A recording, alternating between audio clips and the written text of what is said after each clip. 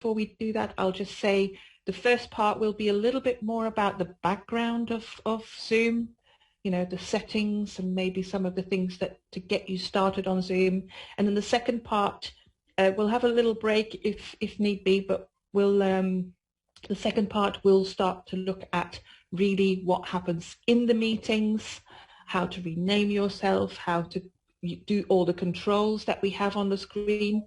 Some of those things you will already know because some people have already got virtual backgrounds, others may not be aware, so thank you for your patience to work through that. We will look at breakout rooms and we will look at screen sharing, and we might have a little bit of fun at the end if we have a little bit of time left to show you a few more things that Zoom can do before you attend session 3 and 4. But without further ado, I will pass you over to my fellow trainer, Sultan, who will take you through the first part of the evening. Good morning, Dorothy, by the way. Welcome, welcome. We're about to start. Thank you, Heidi. Hi, everyone. Good morning. Welcome. As Heidi said, I'm going to take you really back to the basic where Zoom started. It will be good just refreshing your mind. And also, I am and Heidi, we will be talking about as a Zoom host, not a participant or attendees. Okay, so you will be seeing at the background of the Zoom and some terminology you will hear. It may confuse you, but please do ask. So it is the entire session. We are here to answer your questions. So as you know that the Zoom started in 2020 with the pandemic, and it became one of the best online meeting applications. And since then it's grown and growing. Although there's other applications, but as a Toastmasters we stick to Zoom because its features are simple and easy to use. So I am going to share my screen and go to just 1 minute to the basic. So if you see from my screen, Zoom comes basically two different subscription, either paid or free. Okay, many people are using the free account. Whether you host a Zoom or if you are a participant, every single person actually has an account on Zoom and they are using the free version. Okay, here you can see the differences. Free basic one is you can host up to 100 participants, but it's the time limitation is the 40 minutes. But if you are having one-to-one, there is no time limit. It has got all the pros features. What the Pro does, here we will be, as we are talking about the Zoom host for the Toastmaster events, usually we will be using the Pro, the middle one, but the business one is also used. I don't know who is using, but I believe in District 71 we are using Pro. Is that correct, Heidi? Mm-hmm. Yeah. Yes, we are. Yeah. Okay. So with the Pro account, you can have 100 participants, but that can be increased to 1,000. Okay. And the group meetings are 30 hours. You can do social media streaming and cloud recording. You can see that the limit to 1 GB cloud recording for per license, and you can buy up to 9 licenses for per account. And you are going to say, I have one Pro account, why do I need to purchase extra license? Well, those extra license called alternative hosts. Okay, so they can host their own meeting, I believe it's simultaneously. Or you can set up a meeting and they can start that meeting without giving your Zoom account information. So do you have any questions so far here?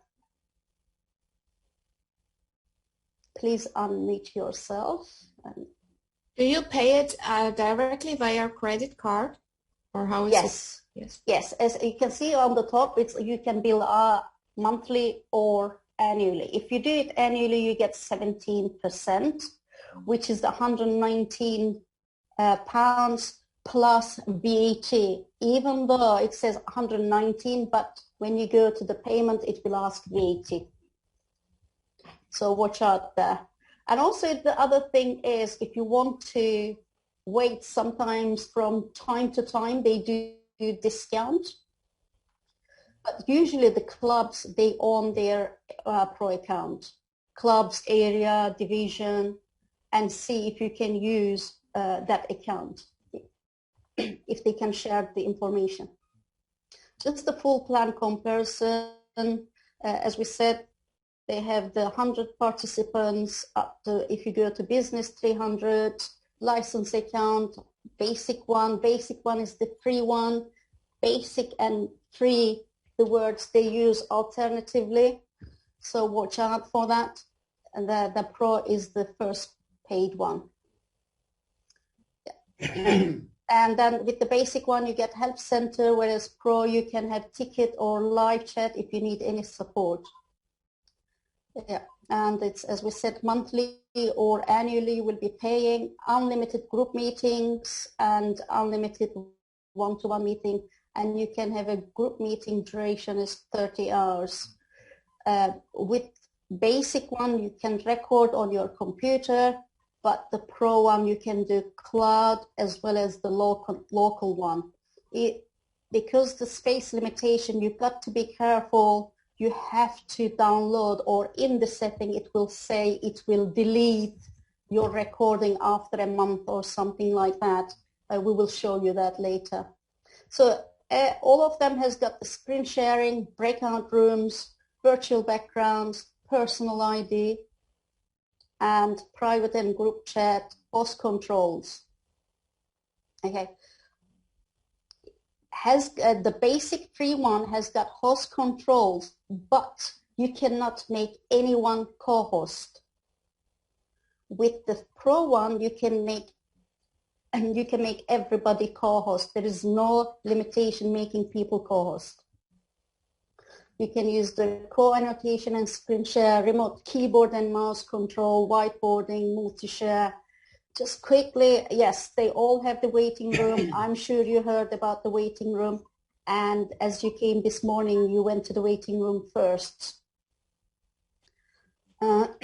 Built-in Zoom home devices, yeah, just quickly. And the polling, you must have heard about the polling quite a lot. And also you, as a participant, you participated in polling. It happens only in paid one, not the basic one. Yes, a co-host and alternate host in the pro, not in basic. And yes, streaming is not happening in the basic one. And they are there. Any question here? No. Okay. When we are talking about Zoom account, it is the web portal. I am on the web portal, okay? This is the signing in. As a host, I will sign in here with my email address. I have a pro one, so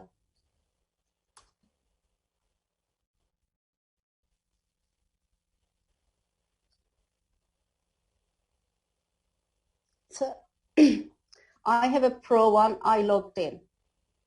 And my ID is email address and the password. I would like to make the differences between the passcode and the password. Password is used for web portal. Passcode is used to enter or join the meeting. These are the differences. This is the web portal account. Sorry, I'm just keep saying this is, we usually get confused between the joining a meeting and the account. Account is on the Zoom web portal where you control your meetings and settings.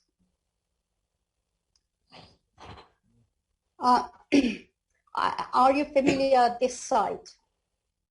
Sorry? Are you familiar from this web portal? Have you logged on to web portal? Yes. Yes, you have. I Great. do too. Yes, everyone should have this, whether the basic or pro. Everyone has got this web portal login. And as you know, it's a profile. I'm sure you looked into your profile, you set it up, your photos and the phone. If you want to add your phone number, you can, the language and time zone. Time zone really, really important when you're setting up a meeting. Okay.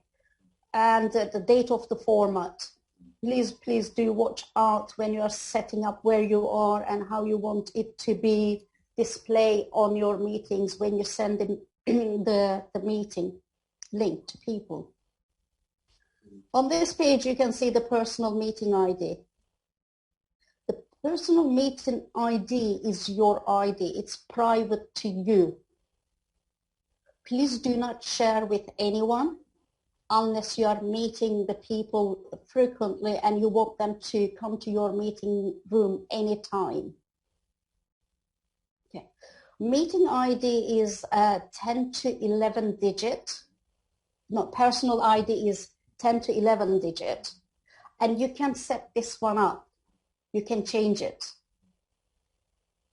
I can change it anything. So I can remember I don't need to come this side, and I can start instant. I can say use personal meeting ID for instant meetings. I can do that. And if my colleagues, friends, if they know, they can just come and they can join the meeting anytime if it's happening. It's dangerous if you set this one up, and if you are having meeting after each other, people can join into your meeting. You have no control. Okay. And then we are talking about the meeting ID. While I'm here, I can talk about that as well if it's okay. Meeting ID is different. It is your meeting ID and it's a 9 digit. And it's created every time you set up a meeting. And I have the host key here as well. That's my key. License, meeting, 100 participant, account number. I have my account number, an email address, and if I want, I can use the two-factor authentication for the account. You can do that if you are owner of your pro account. So, and also I can configure the calendar and contact services. And these are good for club meetings. So now I'm going to take you to the setting a meeting.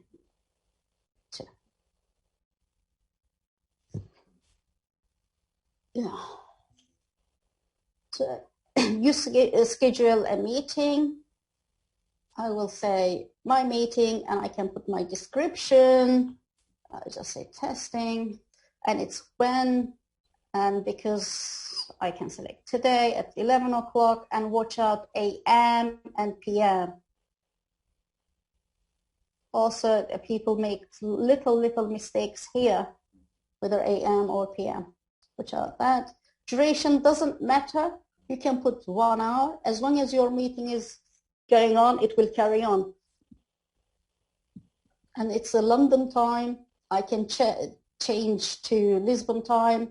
The meeting will be set up Lisbon, and then when I send the joining to the meeting, and it will say Lisbon time. And I can tick on the recurring meeting, whether I can do daily, weekly, and monthly. This is used very much for the club meetings. And you can set up the date, and after it will. Registration. Require registration. When you join to this training, and when Heidi set up the training, she said registration is required. If you are not register, you can't come into the meeting. Okay. And the meeting ID. As you see, it's meeting ID, generate automatically, or use personal meeting ID. Please do double check when you are setting up a meeting which one is selected, and use generate automatically, and use passcode and waiting room. And this is the security came in last year when we had the Zoom bombing, because the Zoom link shared with public and everyone could get in and start taking over the meeting. By default, if you do not have either of them, see, you must select at least one option. Zoom automatically enables the waiting room because you can't set up meeting, you have to select. But we do set up for our meetings, we use both. And the video, you can leave your host video on off. This is like actually personal choice, but I would, for my meetings, I would say participants on, but I put mine off because when I log on, I can turn it on. And the audio, please use both. Okay. And here, meeting options, allow participants to join anytime. As you might see on my screen, it's coming up, people are joining. And mute participants upon entry. This is really, really important, because you don't want to allow someone join the meeting when someone is already giving a speech or at the contest, all that kind of things. Automatically record, this will not happen. Please untick it, because before you can record it in the Zoom meeting, a Zoom etiquette, you must ask permission from the people, say whether you can record or not. Or you are recording, you ask people to turn off their camera if they don't want to be seen. I'm sure you heard it at many, many meetings in the Zoom etiquettes. And we were talking about the alternative hosts, buying a license. And this is the place, if I had another host, another license under my account, I can put their email address here and then I will save. But I save. It gives me the time, Lisbon, the calendars. I can just download and I can add to my calendar. Oops, I can just say, and it goes direct into my calendars. And here, copy the invitation when you set up your meeting. And here's the information. You copy meeting invitation and you send it to your participant who you want to attend. I'm just going to go here. Can you see that? And this is the two important bit of information, meeting ID and passcode, and this link. Okay. If I set the registration required, and this link will ask people to register before they can join the meeting. It will not allow them to join directly. But because I did not, and if you pass this information, so this 3 to anyone, or if you publish on your Facebook, Twitter, Instagram, anyone can enter, unless host thinks they are dodgy, because the host and co-host can see who is coming to the waiting room. So as a co-host and host, you have the control to allow who is coming, who is not coming. Okay, any question here? Just one question. Oh wait, no, sorry. You're on mute. Yes, please. You're on mute, Mary. You weren't on mute before. You know, I joined for a month. Well, I am on it with Toastmasters, but I needed to set up an account for a month. I'm in an organization. We'd had 3 new members. I wanted to introduce them to the current members in our group. And I joined. I took a month's membership of the Zoom Academy, and then I cancelled at the end of the month. But I got a lot of emails asking me, was there any problem? How do you reply to that? Because there was no problem. I just didn't need it this wouldn't be happening again. Just we couldn't physically meet. But I wanted them to meet our current members, and they were going to be 3 new members. There's no need to reply to any of these things from Zoom then, is there? You know, the questions like, is there some reason you left Zoom and sort of thing, no? You understand?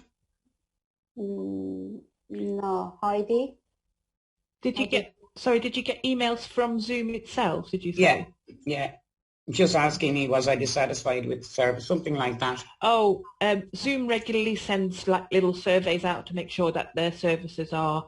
Oh, grand. So there was no problem. I cancelled after them. But you can ignore those if you don't want to respond. Question answered. No worries. Thank you. Donna? Yes, my question is about what if you're setting up a meeting for somebody that is in a different time zone? Because all the meetings I've scheduled prior to this training has always been in my same time zone. And I just want to make sure I get it scheduled properly. Okay, it's, I will go back to, just edit. Okay, can you see that? Where did my time zone? I selected Lisbon in my profile. Yeah. Here, Yeah. Time zone. Can you see that? Yes. So you can select if I am setting a meeting for someone is in Dubai, I will select this. Okay, now my other kind of half to this question is it's going to be 3 of us. One is in the same time zone that I'm in, and the third person is not. So should I set it up? Can I answer that? Or, Yes, Heidi. If you pick your time zone where you are,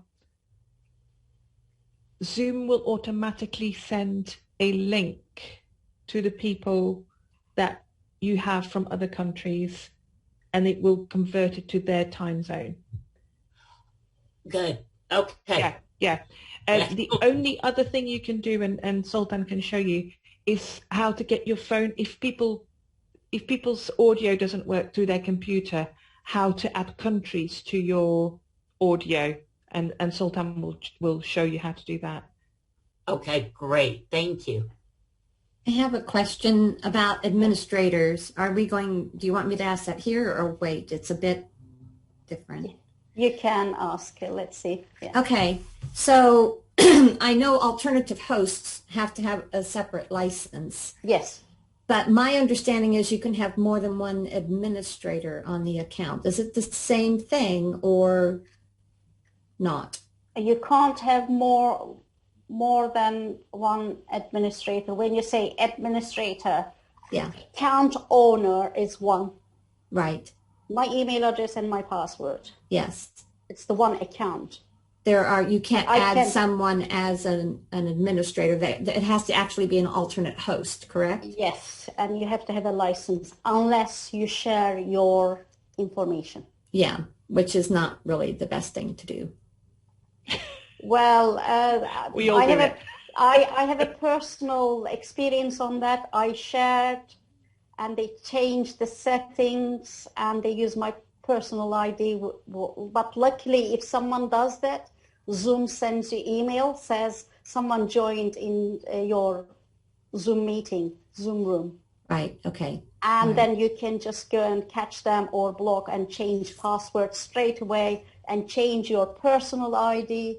The first things you do, change your personal ID. It is Right, really, okay. really important. Meeting ID is not so much because it's generated automatically, but personal ID. And if you set up the passcode always the same and change that one as well. Right. So for clubs who have officers who want access to this account, This is the issue, isn't it? So if you set up with a different email than what you use on your own personal account into a club account, and then you can share that with people, correct? Yes. Yes. Okay, correct. and then they can sign in with that.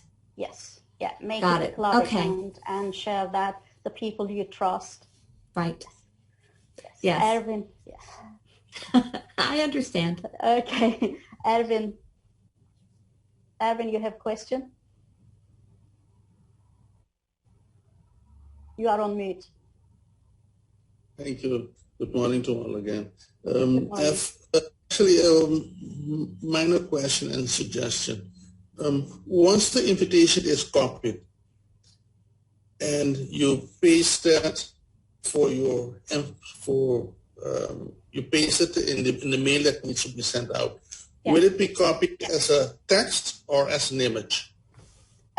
Text. Well, then, in that case, once it's copied over as text, I can then modify the content. Yes. Except these three lines. You can't modify these 3 lines. And the mobile numbers here, if you want them to dial in. Okay. Okay. So these and the rest you can modify anything you want. Okay. And then in that case, beneath time, I can place also the various time zones depending on the participants or the attendees at the session. Yes, because if you say at the top, it says the meeting time is July 24th of 2021 and 11 a.m. London time. So if you send this by email, people will get it. It says, 11 a.m. London time. And when the people go to register or try to log in, when Heidi was saying shows their time, and it will say the meeting will start in something, 2 hours, 3 hours time or something like that. Okay. So, okay, understood. Sultan, how did you bring that back up, or did you actually just have it saved somewhere? Because when I do this, if I save this meeting, yes, it disappears and I can't ever get the invitation back. Okay, if I go back to my profile, I go to my meetings. Yes. And it's here. Yeah. And I go back to can you see that? Yes. It's nothing there. It says just my meeting. As soon as I click on my meeting, it gives me 3 options. Yes. Start, edit, delete. Mm-hmm. You can go into edit and what did I do? Now it's good because now it's showing that when you said click on my actually meeting. double click on this. Okay, it's not edit, it's actually thank you, because oh my goodness, is that ever a bit of a contention, because sometimes I've set the same meeting on the same day and I don't know which one's good. Yeah, and then yes. Thank you. Okay, it's here. So I think there's Mathilde. Can you please once again show how I can make people register? What do I have to do? Okay. We will cover that in another session, Mathilde. Okay. For the registration bit. Yeah. Okay. Yeah. Okay, just to. Oops. Okay, just registration required. You need to tick. This must be ticked when you're setting up your meeting if you want people to register. Okay, I will save. And this time I want to show you copy invitation. And can you see that it's changed to register in advance for this meeting? Can you see that there is no meeting ID and there is no passcode? You can share this link with anybody you want. They have to register. Unless they register, they cannot come to the meeting. It's another way for another layer to the security. And does it then send automatically something where they can join? When We will cover that. Yes. We will cover that in another session. Sorry, we Okay. have to move on, Ms. Mathilde. Okay. Conscious of the time. Okay, sorry. Okay, Vesa. I had a quick follow-up to what Jean was asking earlier about the licenses and the participants, the members who can have access to the account. How does that work? So one person is the owner, Yes. and then you can assign other people to have licenses. Yes, if you want to buy. If you do not want to share your account information, okay, Yeah. your password and your email address, Right. the main. If you don't want to share that, you can buy additional license. Okay, so that's not included in the cost of a pro No, account. no, it's just you have just one license, one person, one ID, one email address. Okay, but you can buy up to 8 additional on the pro. Yes, yes. Okay. And if you want them to be alternate hosts and set up meeting and start a meeting. Okay, how much does the license cost? I believe it's the same amount. Yes, it is. Okay. All right, But thank you. Zoom also do, if anyone attached to educational, Zoom also do the educational discounts. And I do not know anything, but I know universities are using educational license and that little bit slightly different. You can look into that too. So, so we set up our meetings, Sultan, can you go back to the telephone numbers, please, telephone numbers. Okay. for different countries? I just need to go edit. At the bottom, it's here. Okay. Did you mean this? Yes? So you can Yes. select where do you want people to dial in, which country? So we've got people from America. If we want people not to have audio problems, we select United States, and then we get phone numbers that are local to the people and in the room.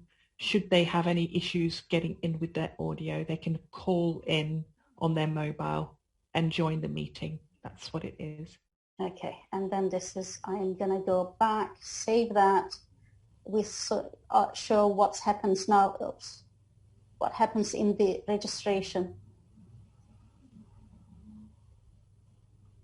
Okay, because registration on, it doesn't show. It will show the America phone numbers as well, local number in the invitation.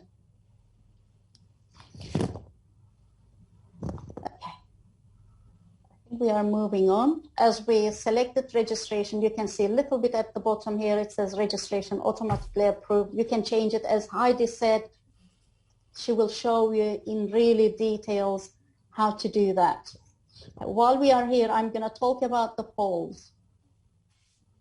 We did, you take part many times in the polls, and to set up polls, you have to be a host. Okay. The polls are created in advance or during the meeting, whichever you choose. The polls will take you to this web portal. I can create here, just create one. You can do single choice or multi-choice. Again, I'm just going to show you very briefly. Probably we will go into details later in other sessions. And you can add, come on. Add options, or I can add another questions. I'm not typing, you can add as many as options. I believe you can add 10 options and 25 questions. Heidi, correct me if that's right, or the other way around. I always confuse. You have 10 questions. 10 questions, no. 20 questions, 10 answers. Yes, always confusing. So watch out for that. And you can set up the polls anonymously too. You tick, and basically you just change the question type.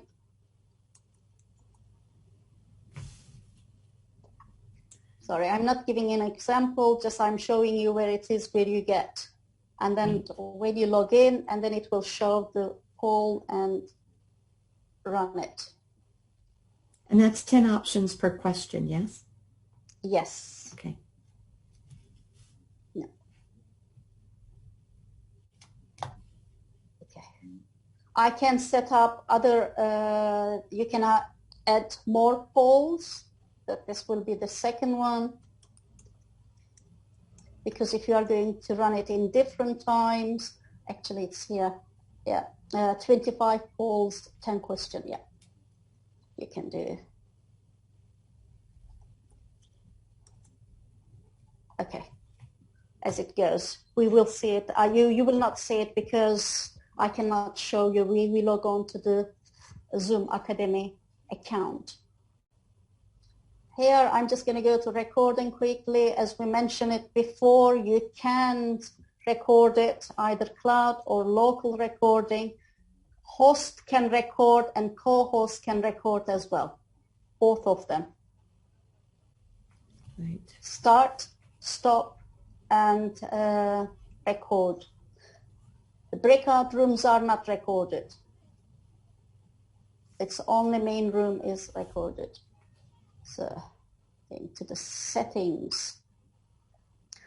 When you are setting up your meeting, if you don't see some of the functions, features in the meeting, and they are supposed to be there, you can set them in this settings. Okay. And this is the main settings for the whole account. I'll just go. Waiting room is enabled. If you cannot create a waiting room, I will say double check in the settings on the left-hand side pane, go to the settings and check. Make sure waiting room is enabled. And you can customize the waiting rooms as well. You can edit the options. You can customize, you can put logo, you can add whatever you want your participant to see when they come to the waiting room, while they are waiting. Okay.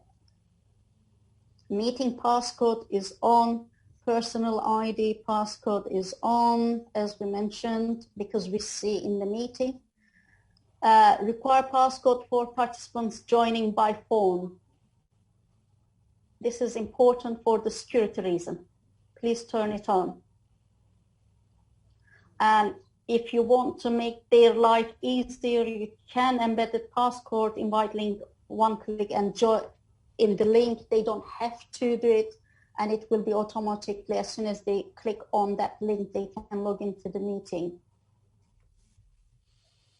And only authenticated users can join the meeting. Yes, only authenticated users are. And there's lots of security features here. You can play and find out which one is best for your club meeting or your event. Okay. You can block the users in specific domains from joining meeting and webinars. We don't use that much, but Heidi can correct me if it's being used. Because we are Toastmasters, we get people all over the world. And people can join in the browser, okay? In the countries, host video is turned off, participant videos are turned off. I'm gonna change what I said earlier. Please turn off the participant's video, because if it is on, you don't know when they joined. You don't know what they are doing.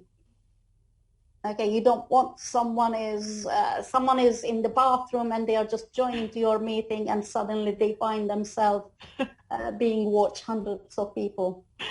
You think that might not happen? It has happened. People were putting deodorant on and all sorts, and we've seen things that we can't unsee, sadly.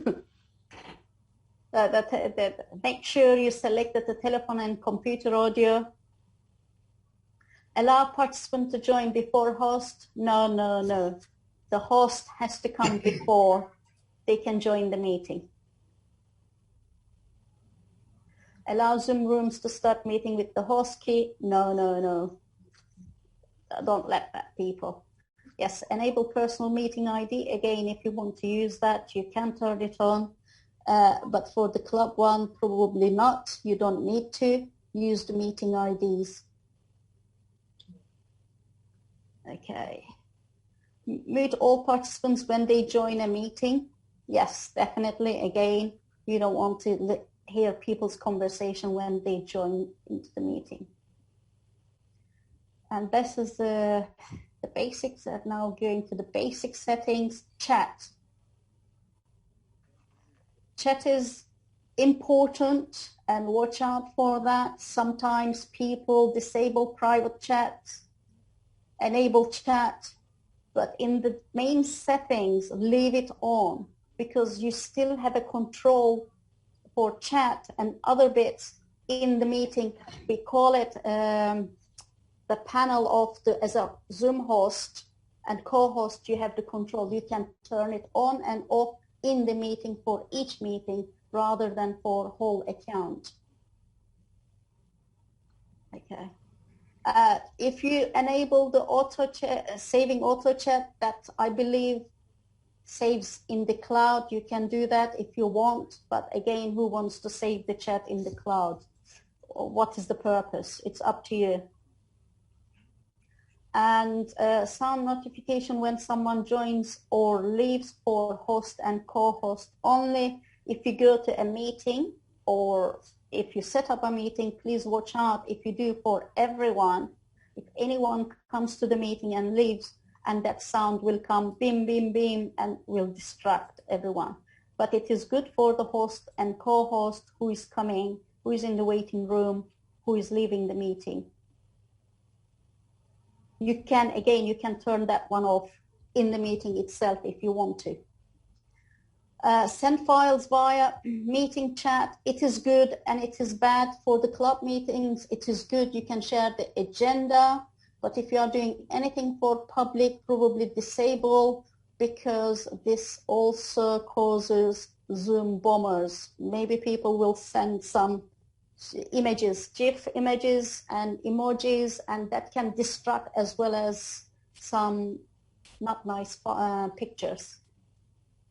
Or you can only allow only specified files like text, document, or Excel. You can do that as well. Okay. Feedback to Zoom. Probably who asked the question about email, how we did with the meeting Zoom? Mary did. Mary. Yeah. And this is it, feedback to Zoom. Probably this was enabled, and that's why you got that email. Okay. Yeah, you can disable that if you don't want to do that. Great. And display end of the meeting experience feedback survey, and this is again, it will go to Zoom. So if you don't want to do that, disable that. Co-host is enabled. Sometimes the meetings or the setting setup, this is disabled. If you cannot make other people co-host, if you are host, please come back and check in the settings if this is enabled or disabled. And the polls and quiz, again, if you can't see the poll and quiz, check in the settings. These are the really, really important settings you must check. If you can't see in the Zoom host control panel, I will show you later. Always show meeting control bar because you're a host. Yes, you want to see that. Show Zoom windows during the screen share. Screen sharing is on. It's only for host, not all participants. Again, this is another security feature.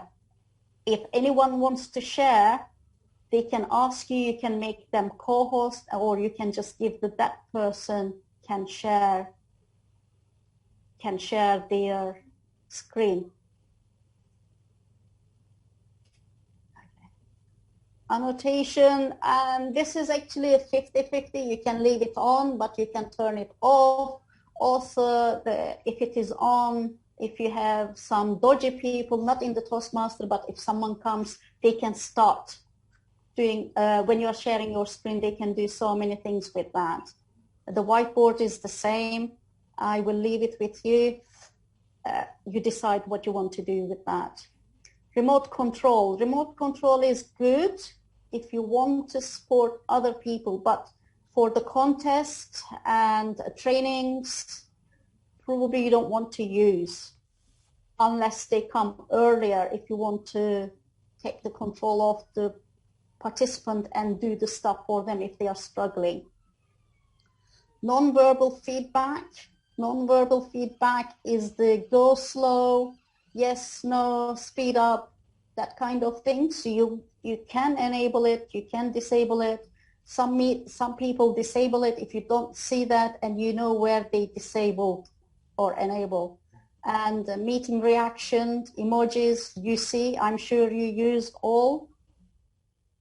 And if you can't see any emojis, remember they disabled in the settings.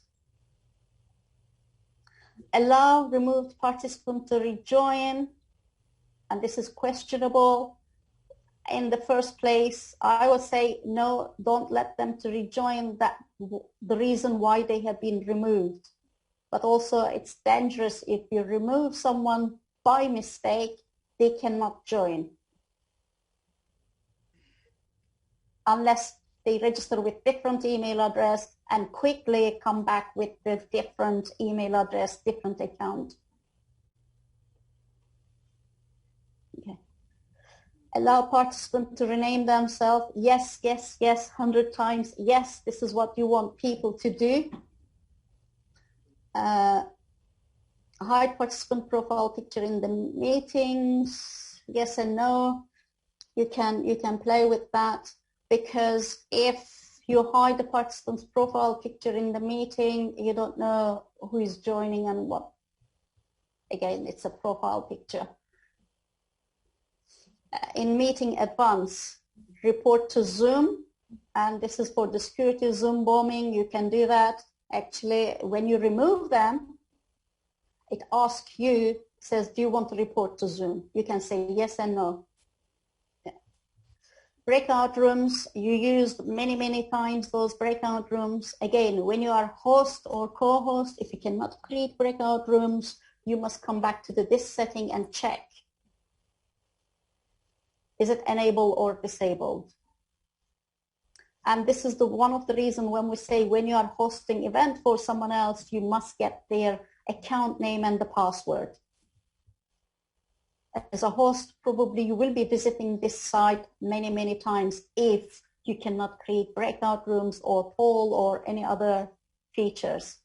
And not only that, you must log in and you must check if this is enabled, and you need it during the meeting.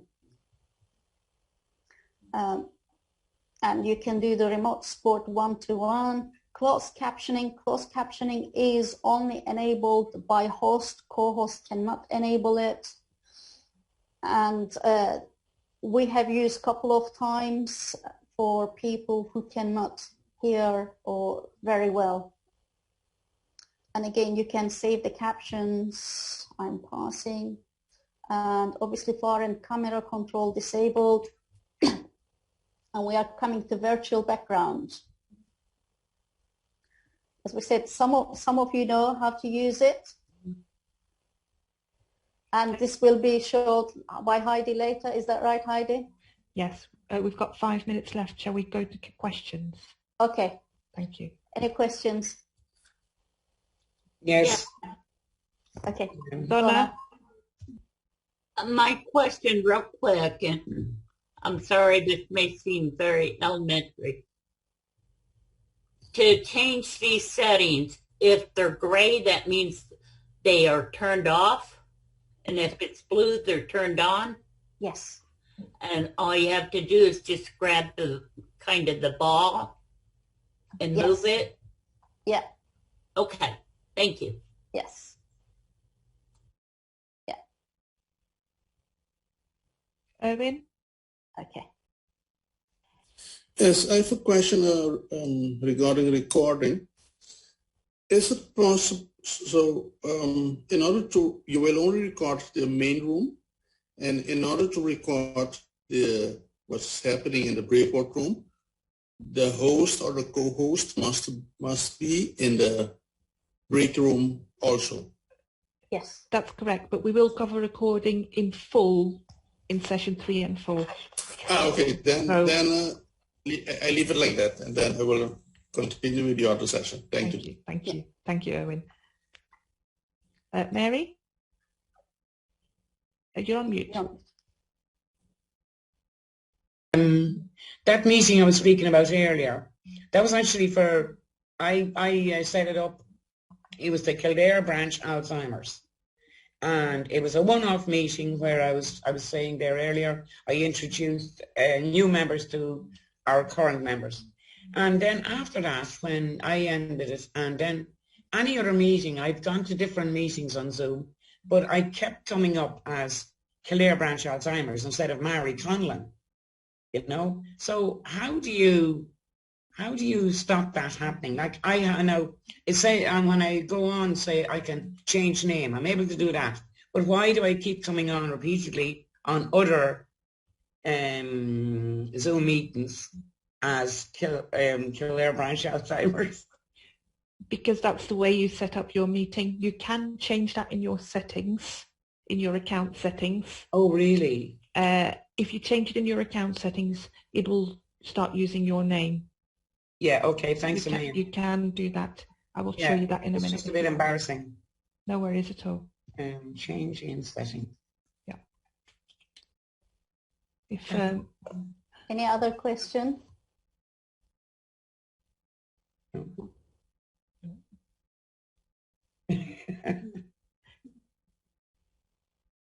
Okay, and I'm just going to very quickly show one last thing, and the features we were talking on the settings here at the bottom. You know, it's just the background, virtual background, HT, video settings, and the mute and audio settings. Heidi will cover, and she will go one by one, each of them. I'm just showing you, and these are the participants and the security.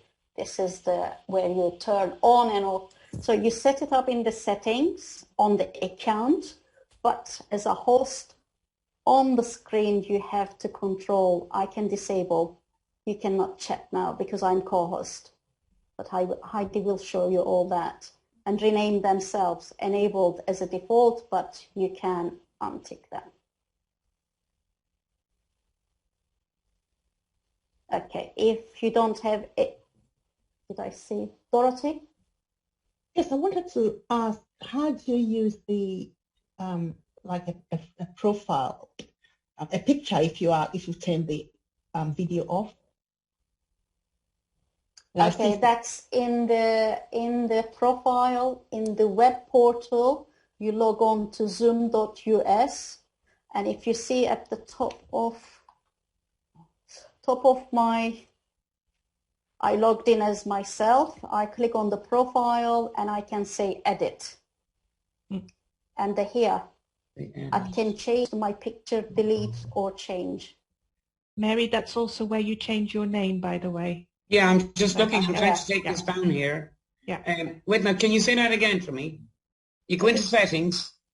You log on to zoom.us with your account. Call it web portal. Okay. And then as soon as you log in, and it goes to profile.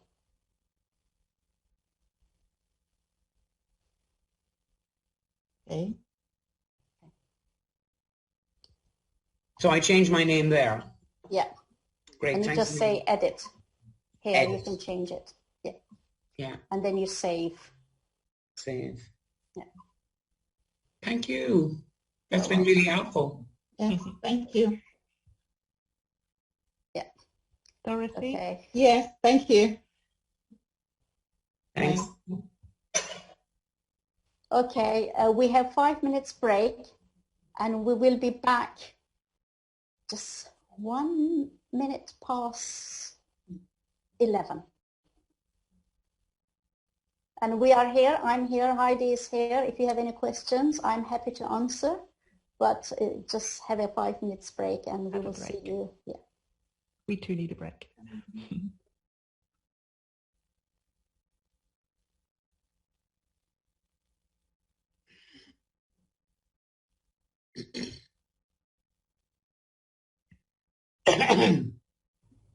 Could you take us off of share screen for now? Thank you.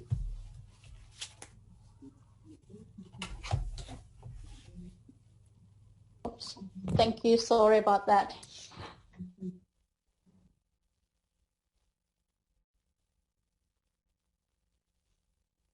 It's fantastic, really, being able to use Zoom. Yes. I have family now. They were my husband's, but my husband has passed away 14 years ago. But I'm going to try and set up a meeting with relatives in America, a Zoom meeting with family, his family and our family here in Ireland.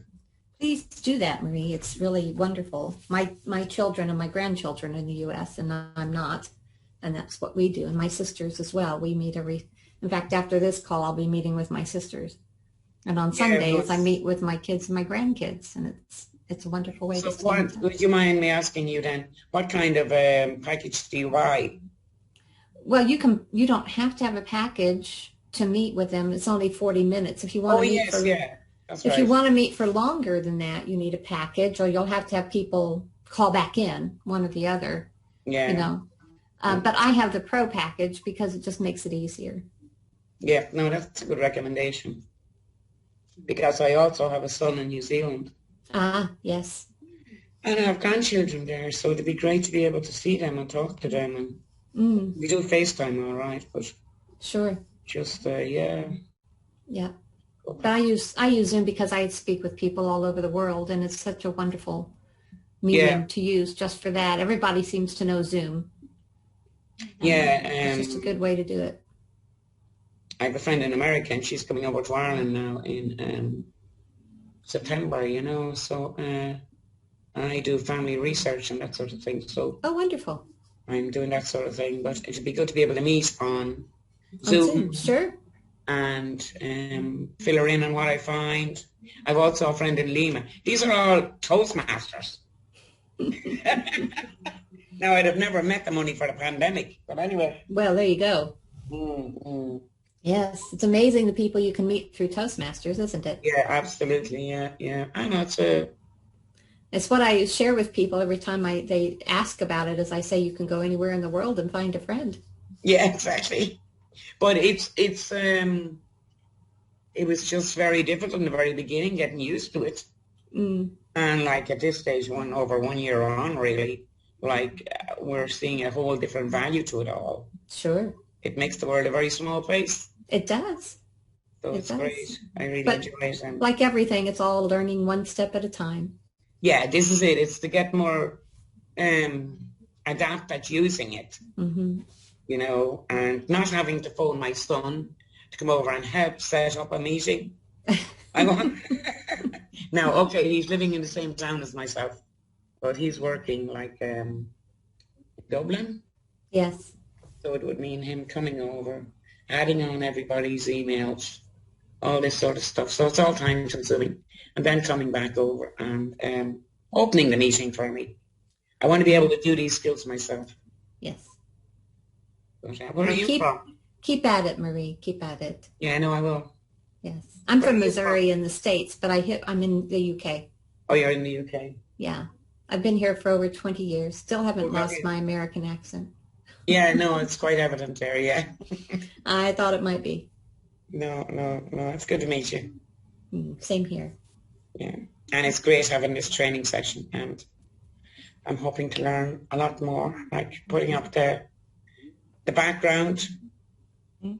Yes, backgrounds are so much fun when they work well. It's when they don't work well that it's a problem. I hate being a timekeeper. I am really embarrassed to say I don't know how to put up the green. And you said that operative word, when they work right. Yes. That's it. And actually we'll cover that a little bit. We'll cover that now. So this is what I use. Yes, so do I. So do I. And it's so much easier to use this. No, it's not so much easier to use that. And then there's a yellow, and then there's my red. Yeah, no, if I had something similar, I could grab them out of a box, but I should be able to do that. That is probably one of the basic skills of Toastmasters, if you are a timekeeper, that you can Hello, Matilda. Shall we make a start on the second part of the morning? So the second part is very much about hosting and co-hosting rights. So as Sultan's already mentioned, you can have a host and you can have a co-host, and I will show you how to do that. We'll look at the in-meeting controls in a lot more depth from a host's perspective or a co-host perspective, and then we'll dive into the breakout rooms, which is the fun bit, and we will look at screen sharing as well. Thank you. I've just noted virtual backgrounds is actually the next session, but we might have a quick demo here, and then if we have time, if we don't have time, we'll definitely cover it in the next session, is what I wanted to say. Fabulous. Right. So let me share my screen. So if you go to participants, you will see that against some of our names there is host, and against another person's name there is co-host. That means that I am the host. I came in on the account. If I turn off my video, you will see this is our Zoom Academy account. I have come in as the first person, as the host, to open the meeting. Then Sultan joined me on her account. So she is not on the Zoom Academy account at all. When she came in as a participant. I, as a host, I can make her co-host. I can make anybody in this room co-host. I have that power. As a co-host, you have similar functionality as the host. So therefore, if this was an event or a contest, me and Sultan would be working very closely together as host and co-host, and we would divide the things up. I will do the breakout rooms, you do the renaming of people, or whatever it might be. So you, as host and co-host, you make a very close team. So how do I, as a host, make somebody else a co-host? So Donna, for example, if I hover over Donna's name, you get mute and you get more. If you click on more, halfway down the list, you can see I can make her host for the meeting, or I can make her co-host. So that is how I either hand over the host or make her a co-host. I can have as many co-hosts as I want.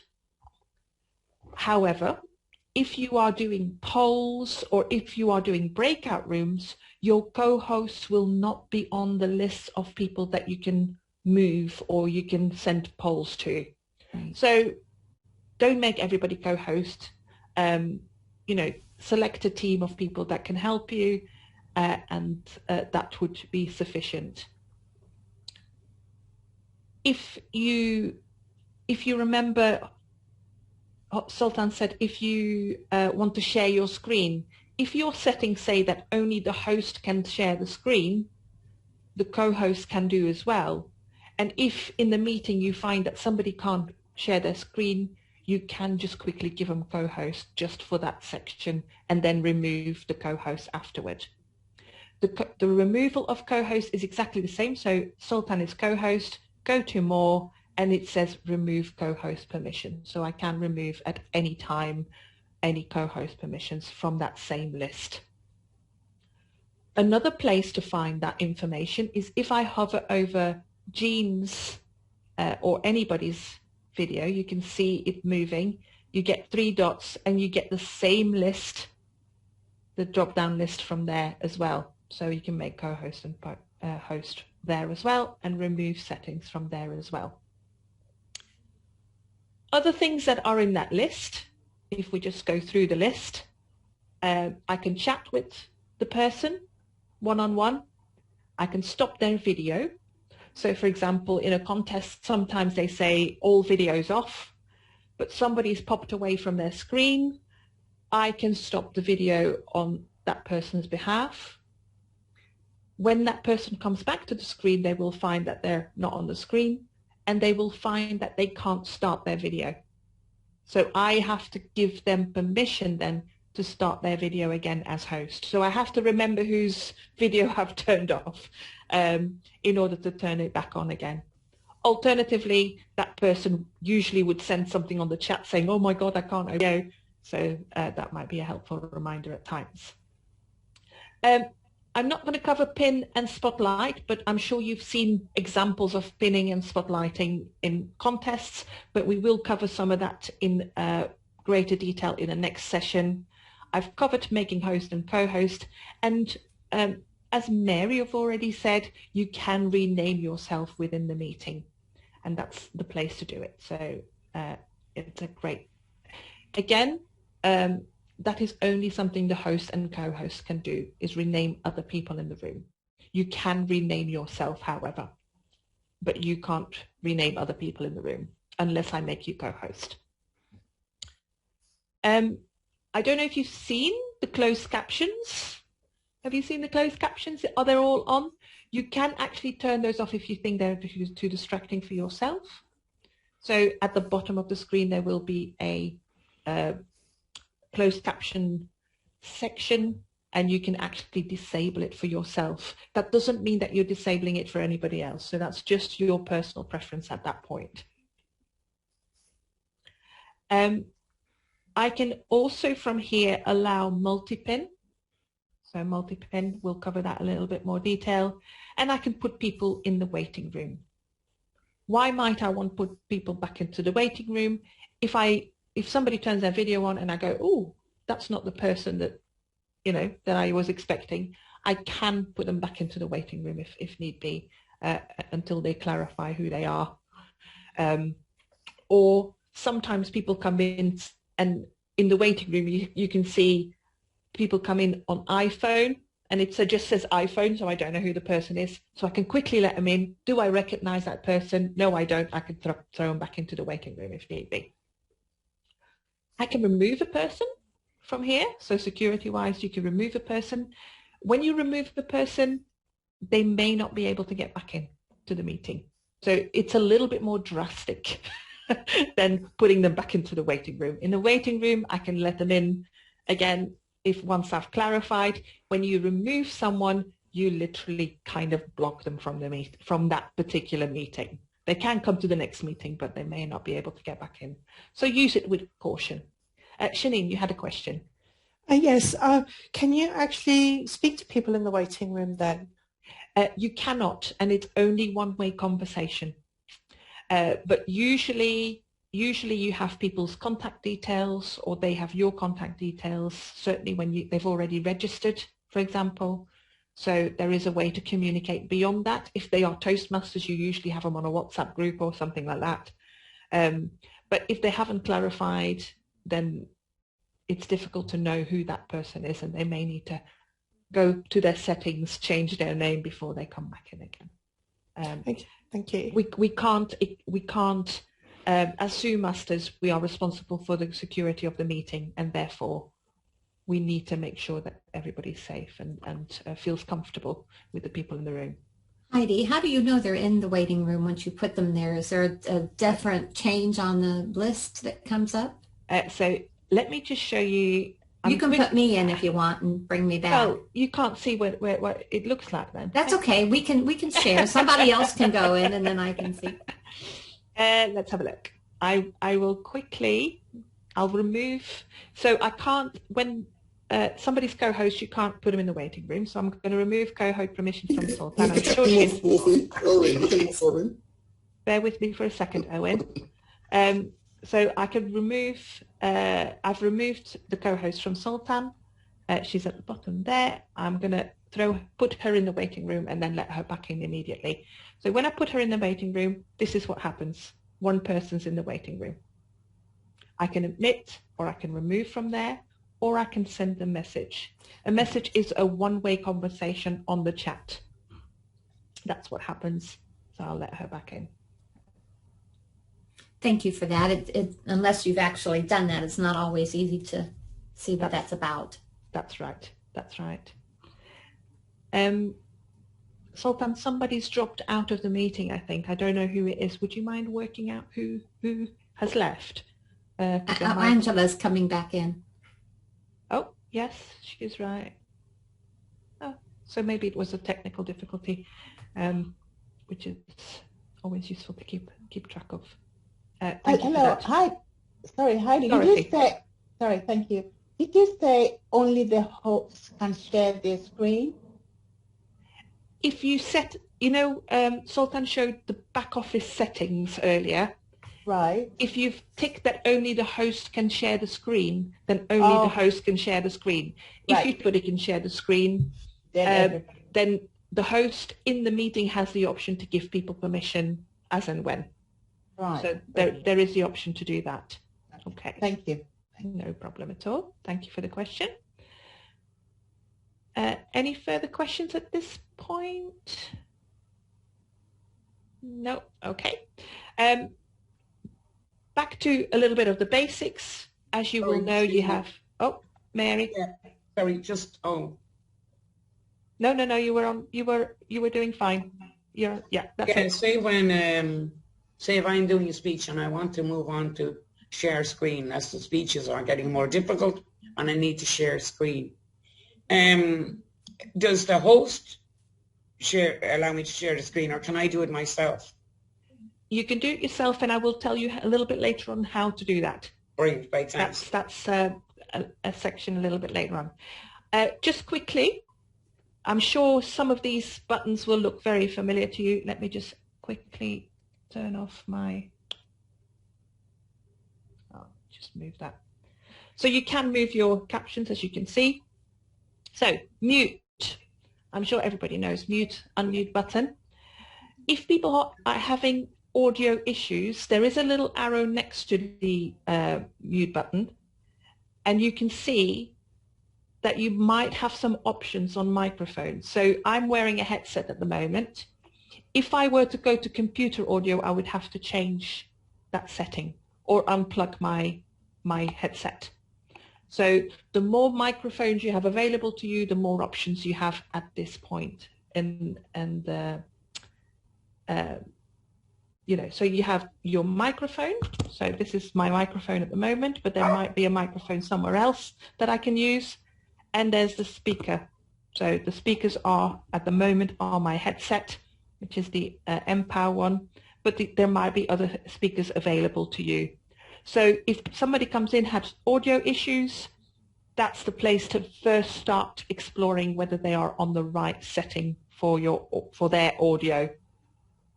Sorry, can I ask a quick question? Of course, Angela. Yeah, I was just wondering, this caption, how did you set it again? I will go through all the settings in a minute, so bear with me for a second. Okay. It is part of what I'm doing next. Thank you. Here you can also test your speakers and your microphone. So if somebody has audio issues, you might just want to ask them to test their own speaker and their microphone, and they might be able to resolve something for themselves. So a good place to look if you have audio issues.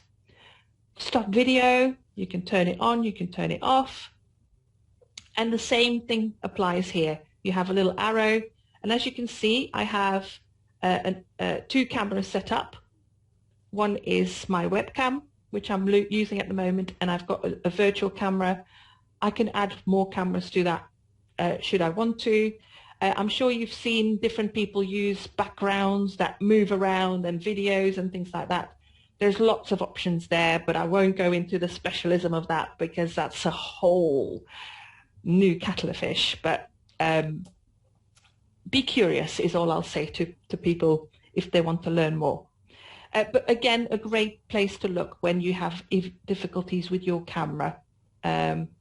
Here too, you've got your virtual backgrounds and your video filters. We will cover that a little bit later on. Actually, in the next session, the virtual backgrounds, but this is where you look for your video, your virtual backgrounds, and you have more settings there as well to have a look at. As host and co-host, we are responsible for security, so we have a security button, and here you can do lots of different things. We can lock the meeting. What that means is that once you've locked the meeting, nobody else can get in. Once you have everybody in the room, great, lock the meeting, fine. The only issue with locking the meeting is, as what happened with Angela, she dropped out because of technical difficulties. if your meeting is locked, then Angela cannot get back in. So it is actually very rare that we lock a meeting, but the option is there for you. Even though you might have set your settings as enabling waiting room by default, in the meeting I can still choose whether to enable or disable the waiting room. So that's a great place to still have choices within the meeting. We mentioned recording, and we will look at that in more depth, but I can actually hide the profile picture. So if I turn my video off for a second, so normally that would be my profile picture. If I press hide profile picture, it will just show my name rather than the picture. Yeah, that's the difference between or not. Sorry, I missed what you did, Heidi. Sorry. No problem at all. Okay, so I switched my video off, and normally you would have maybe a photo of yourself in this space. Yeah. In the security settings, I can hide the profile pictures. Has anybody else got their photo on? Just. I have. Do you want to all turn your videos off? And then we can all see. So Shanine's got a video, Sultan's got a video, a photo, sorry, Jean's got a video. If I switch it off, if you look at Jean's, you will see that it will just go to Jean's name and all the photos are disappeared. Again, it's a bit of a security setting really, especially when you're maybe recording, you might not want to have people's photos on the screen. So that's the difference. Quick question. Yeah. Hiding the picture, is that only under the control of the host? The host can turn it off? Or if I had a picture, can I turn it off myself? That's a great question. I have also been trying to add a picture for the last half hour, and the Zoom settings don't seem to work, so I can't test it. Oh, it is literally, sorry. Sorry, can I say, you have to remove it from the profile. Okay, so I can't just turn it off like what Heidi did. Host can hide it, but yourself, you have to go to the profile to remove. Sorry, Heidi. Thank you. No, thank you. It caught me out, so I'm pleased you were able to answer it. Here too, you can allow people to share screen, as we mentioned, chat, rename themselves, unmute themselves, start video, annotate. So lots of different things. So during a contest, for example, you might, during the break, want people to chat, but maybe during the contest you can turn the chat off. Use a green screen. Yeah. I haven't got there yet. Sorry, Dorothy, you're breaking up a little bit. I can't quite hear what you're saying. You're on mute. I think she was talking to someone else. Yeah, sorry about that. I was talking to somebody else. I didn't say. Apologies. I thought I didn't quite catch what was going on. But thank you. Okay, so the next section is the participant. As you can see, that participant list was already up. And on the participant list, you can see lots of different things. So next to my name, as you can see, there's a little green box with an arrow up, which means that I'm the person who's screen sharing at the moment. So you can see who's screen sharing at any time. You can see that I'm talking.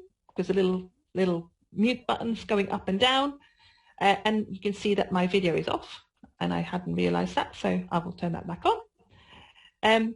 So if you have, in a contest, somebody's talking and you don't want to hear them because they're disrupting the speaker, you can go to your list and you can say, okay, who's got their who's not muted, so you can mute that person. So to use an example, Mary's not muted at the moment, which is not a problem normally, Mary, but I will just use it as an example. I can mute her there, and I can unmute. I can ask to unmute. Now the difference, if once I mute, I have to ask people to unmute because people might not be ready to be unmuted. So it shouldn't be my choice. It should be the person's choice to mute and unmute. That's the difference. Okay. I will turn that off. Okay. As host, I also have a poll button there. I won't go through that, that's for another session, but just to show you that it's there. There's the chat function, as we've already used times. So that's available to you. The share screen, if I go to the share screen, I get my options of things that I can share on the screen. But there's also, again, that little arrow next to it.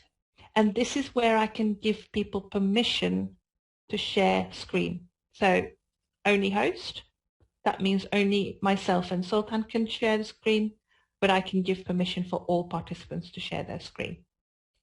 Okay, and I'll show how to share screen a little bit later on, but that's where I, as a host, give permission.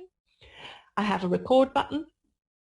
If I press that, there's record computer, record to cloud. I will cover that in another session. And was it Angela or Dorothy who asked the question about live transcripts? First and foremost, the live transcripts you have to turn on in your settings where Sultan showed you on the web browser. That's where you turn that option on. If you can't see this button on that means that your settings aren't quite right, first and foremost. For me, I have my settings set, so therefore I have this option. And if I click on it, I get a number of options. The one at the bottom is where you have the automatic transcription, which you can see on the screen or you might have disabled for yourself. It's not 100%, but for example, in our club, we have one person who's hard of hearing, and to her, it is an absolute blessing. Occasionally, I can see her giggling because they get a word wrong. You know, we might be talking about contests and she can see pineapple show up or something like that. You know, it can be quite funny to keep track of your transcriptions because it doesn't always get it right. And actually the person did a humorous speech on it and it was ever so funny. But it does learn. It has gotten better to recognizing our voices, so it does have a learning function. The breakout rooms, which we'll cover in a little bit, there's a button called support. This is where I can have give remote support to other people in the room. So I can ask for permission to remote control your screen. Yeah, if you're really stuck, I can ask for permission to remote control your screen. And obviously we've got the little reactions. We've already seen people use the raised hand. Once you raise your hand, you have to take it down physically. It won't disappear. With all the other emojis, they stay up for, I think, 10 seconds and then they are removed. So we've also got a couple of buttons. If you want to do a quick poll, a yes and no poll, you can use yes, no. Yeah. And then you've got slow down. So if you want the speaker to slow down or speed up, you can give them little clues as well. I've not yet heard anybody use those two buttons, to be honest, but again, the options are there. Let me take a breather. Any questions on the functionality? Or, as I said, I will dig deeper into some of those sessions, but from the functionality from the host perspective, any questions there? No, that was fine. Lots to take in. I can see your brains going, oh my goodness. Zoom, once you know the possibilities of Zoom, there's so much to it. There's so much to it. Yeah. You have more functions, but that's because you're the host, right? That's so, correct. Like, I don't have security and all that. That's correct. Yeah. Okay.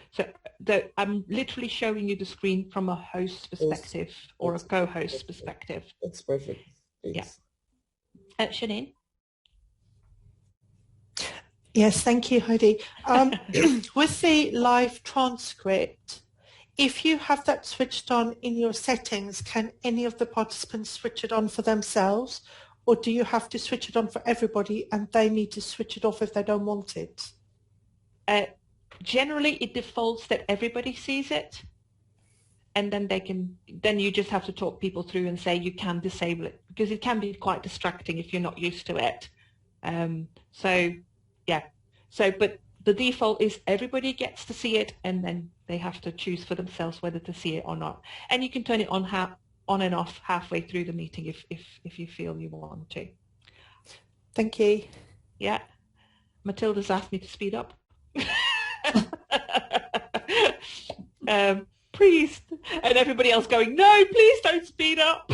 I can see it. I can see it. If I suppose I've tried the buttons. I'm on a button. Okay. Yeah. Bye. Yeah, fine. Yeah. So, for example, Bye. perfect example, I'm going to mute Mary there because she was on the phone and she hadn't realized she was on mute. Okay. Right. Next section. Breakout rooms. Breakout rooms. Sorry, please, before you go, right? Yeah. Before you go to the next section. So I was trying the reactions now, and I clicked on faster. Yeah. What do you see when I click on faster? Let me share my screen, and then you can see for yourself what I see. There you go. That's what I see. Speed up. Oh, okay. Yeah. So, hold on. Let me see if I make it slower. Slow That's down. it. Oh, yeah. That makes a lot of sense. Yeah. Thank you very much for that. And also, if you go to participant list, you can see you've asked me to speed up, but Sultan wants me to slow down. So I'm in a bit of a pickle. But all the emojis, so if I asked you a question, say, let's say, are you having a good time? And you answer with your emojis. If you look at my participant list and you answer that question, you can probably see a tick, a thumbs up. Look, I can actually have a quick overview of what people are saying. Wonderful. Look at that. Okay, Celebration going on. Fantastic. I'm not seeing the tick.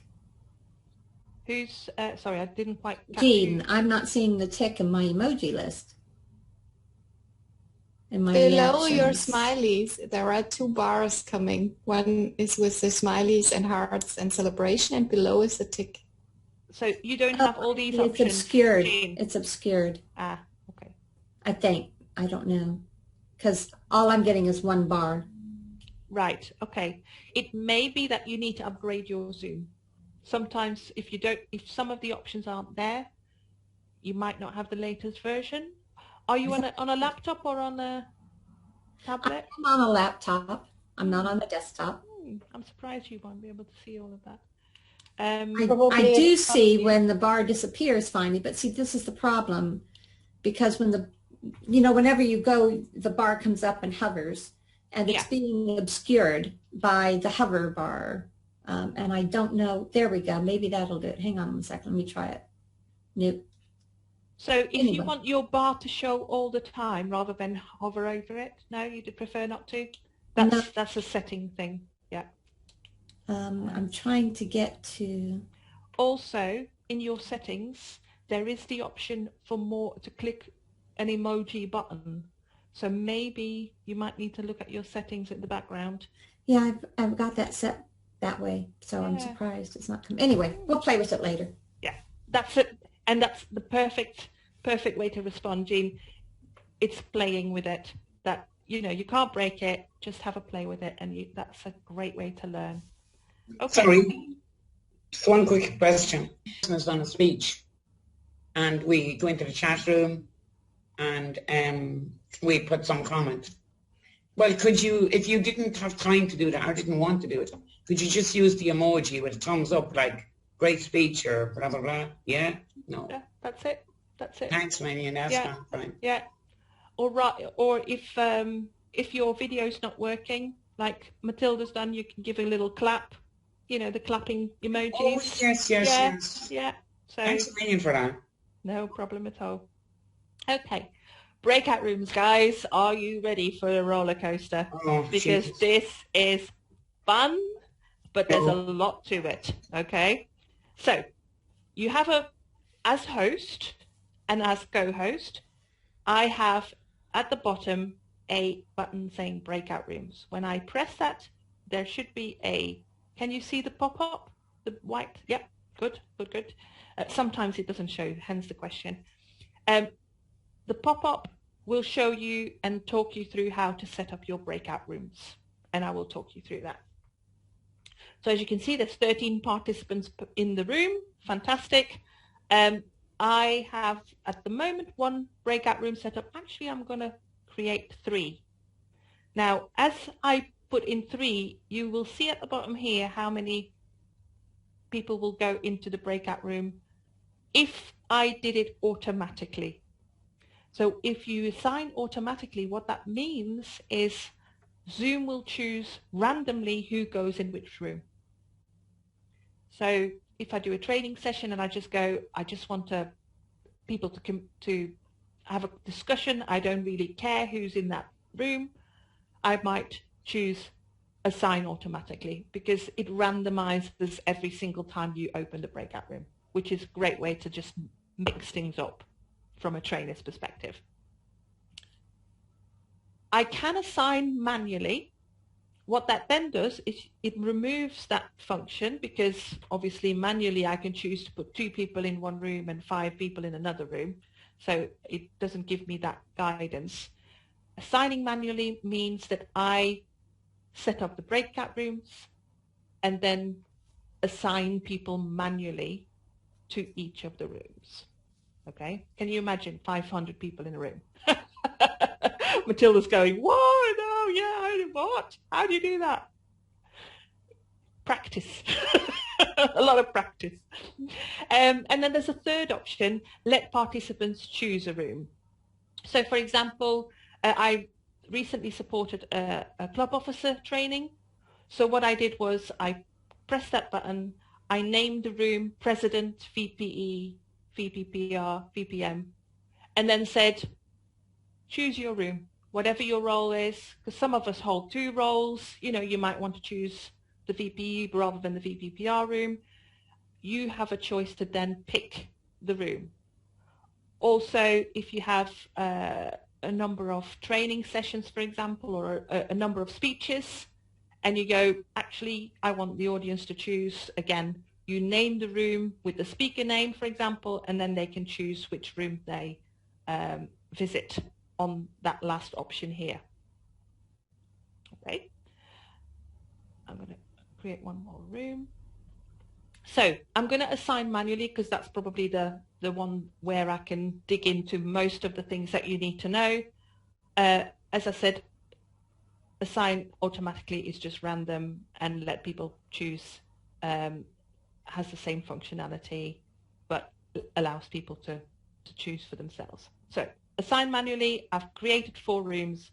I can create as many rooms as I want, right? But for now, I'm going to create 4 rooms. And when I press create, I will get 4 rooms. Apologies, I can't make it any bigger. It is sadly what it is at this point. So 4 rooms. When I hover over each section, as you can see, I can either delete the room or I can rename the room. So I'm going to go apples, you know where this is going, right? Pears, rename bananas, and let's say peaches. There you go. All right, so that's how you rename. You hover over it, you press the rename button, and you rename each of the rooms. If you go to the little arrow, as you can see, there's a little arrow next to it. If I press down, it should show me who's assigned. So Adi is assigned to each of the rooms. Okay. When you hover over it, you get a sign in blue, and you get a wonderful list of all the people in the room. So A, D, right? Right, so those 3 are going in that room.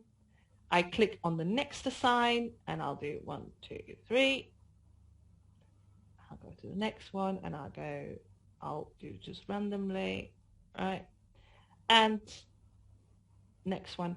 And as you can see, as I'm assigning people, the names disappear from the list, so therefore you know who's not assigned. And there's 4 people in there. There you go. Right? Simple, Straightforward? Fairly? Yeah? Yes. Yes. Now, there are other things that you need to be aware of from a host perspective, and that comes under the box options. You click on options, you get another pop-up box, and it says, allow participants to choose a room. Well, no, because I'm assigning them, so I'm going to leave that off. Allow participants to return to the main room at any time. You may want to, just depending on what you're doing, you may want to tick that or not, as the case may be. Automatically move all participants to the breakout room. Now, this is quite a useful one. Because if you untick that, what it means is that people have to choose themselves to, you know, you get a pop-up box, join the meeting, and then you go. If somebody's popped away from their screen for a little while, what it means is they remain in the main room because nobody's allowed them to move. That's quite a useful button. What that button means is that people move regardless of whether they're ready or not, or whether they're in front of the screen or not. So it's useful.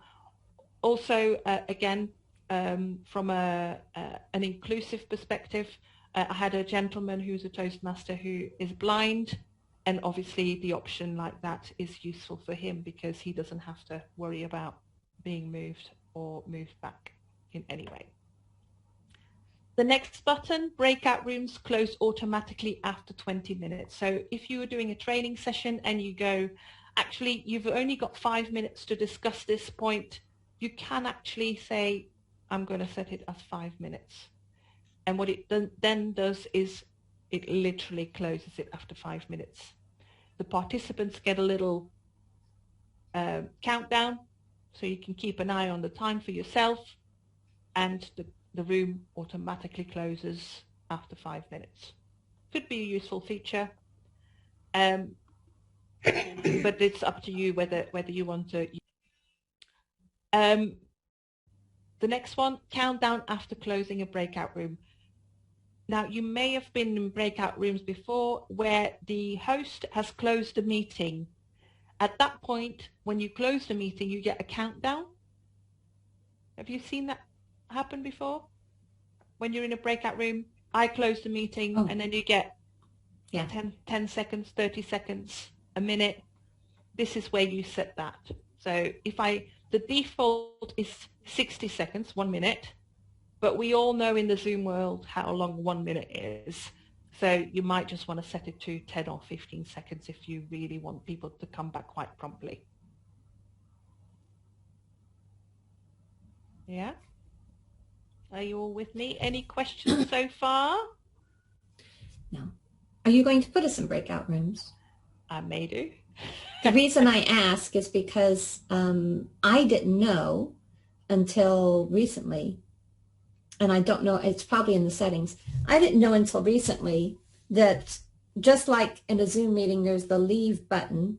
Mm-hmm. In breakout rooms, there's a leave breakout room or leave breakout meeting or whatever.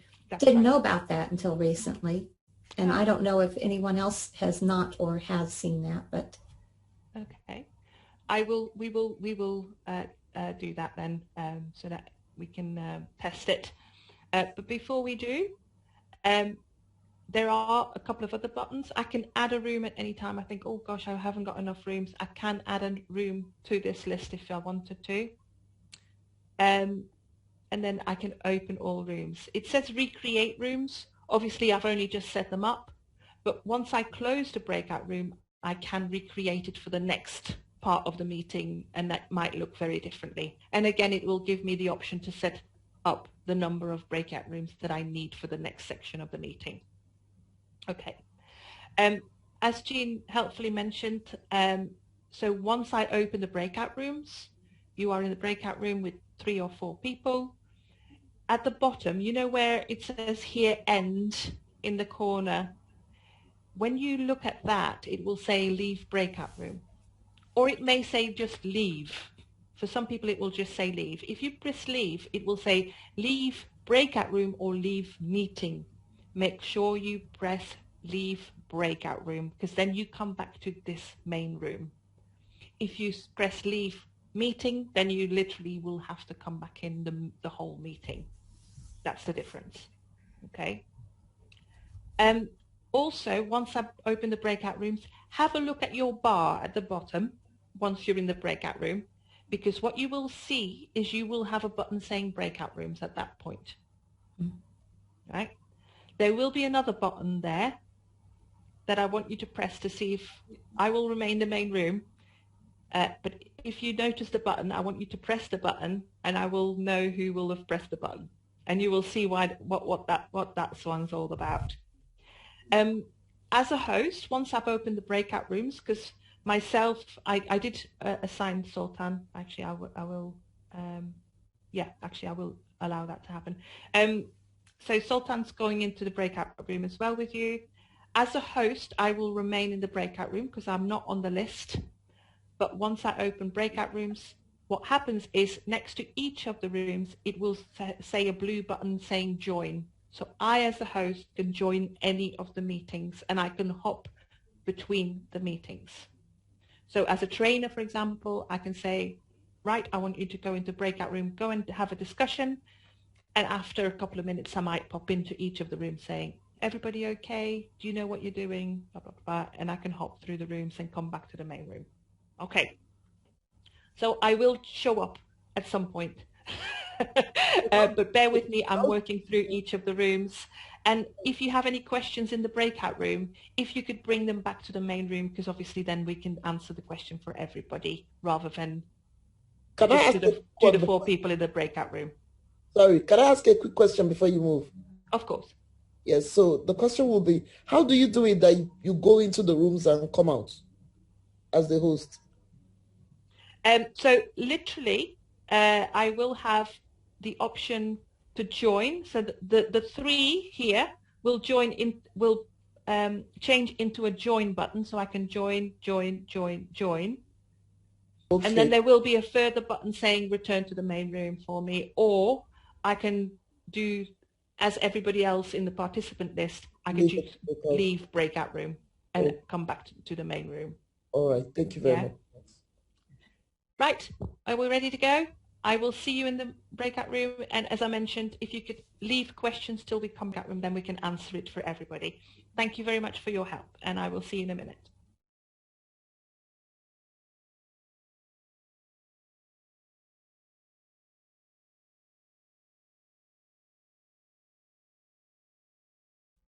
Hello. So we're in the Peaches room now.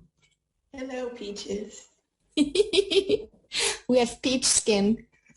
Right. Hello. Hello.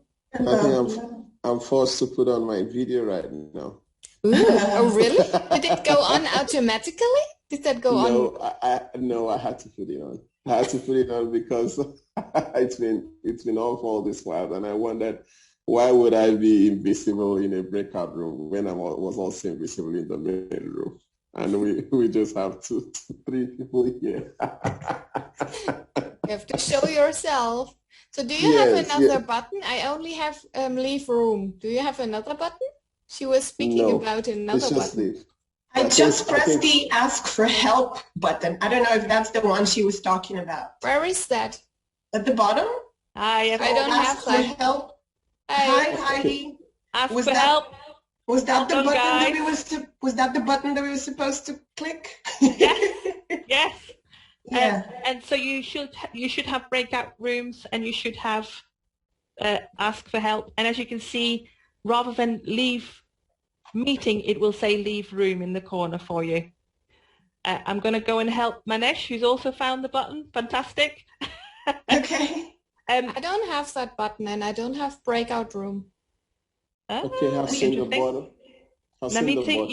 You're on mobile, are you? No. Yes, I am on mobile. Yeah. Exactly. Functions are a little bit different on a mobile. That's why we recommend you come in on a laptop or a. But yeah, because they will be hidden, you know, on that little screen. But I'm on a laptop and it's not there. That's interesting. Normally it would be. Okay. So on the bottom, you don't have participants, chat, share screen, record. Yes, I have that, but I don't have the additional then one. Then it's closed caption. No, I don't have that. After record? Then I have the reactions. Oh, okay. I have. Oh, you have more. Or let me see. Oh, now I see. It's because I did not have the full screen. Ooh, change avatar. Well, it's been going on save. That's not what I wanted to share. I wanted to share my Zoom screen. How did Heidi share her Zoom screen before? You need, yeah, you can if you're allowed, but you're most probably not allowed. Well, I was just able to share screen, right? Yes. So. Oh yeah, I'm also. But when you shared yours, I was not. Oh, you again. Now I found it. It was because I had my screen smaller. It's only showing if you have full screen. Thank you very much. Okay. That's great. I think I've done all the rooms. Oh yeah, when your screen is minimized, on the right you should have more. Yeah. So you can see it even on the minimized screen if you click on more. More? Oh yeah. Hilfe bitten. You know, I have everything in German, so you don't see ask for help. You will see it in German. You have to get the link for all the translations. Oh, now we're asked to return.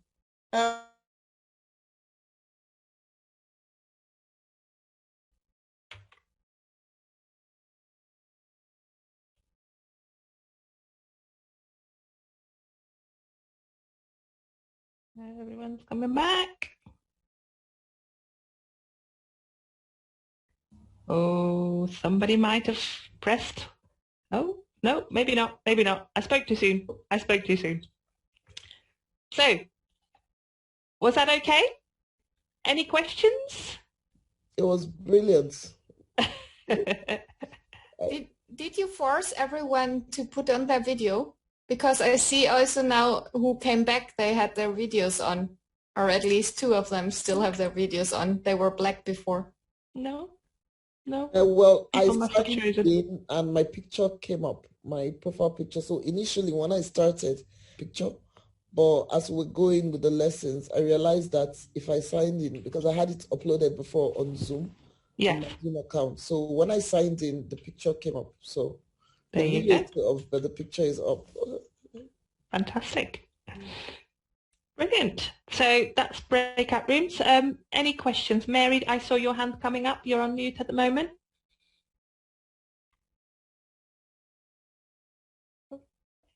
Oh, asked to unmute. Can you unmute, please?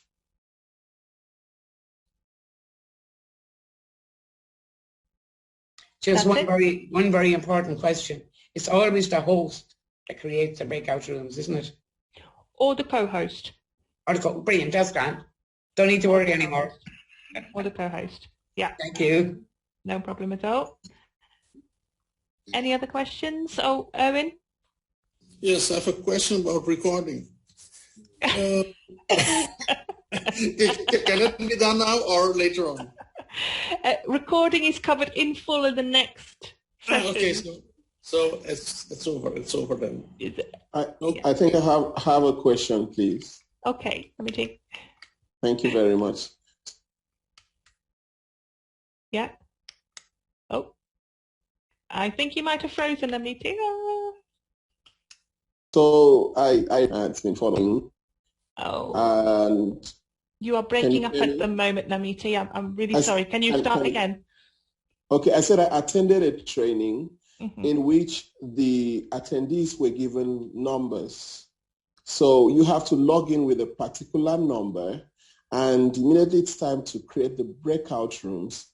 Everyone just finds a link and they all find themselves in the same room. So it's like I'm logging with 01 Nameti, and every other person with 01 Nameti will find themselves in the same room. So there seems to be a formula to achieve that. I'd like to know. When you use registration, you can pre-assign people to the breakout rooms. Wow. But Okay. only when people have registered, because obviously you need to know who's going to be in the meeting before you can put people into the breakout room.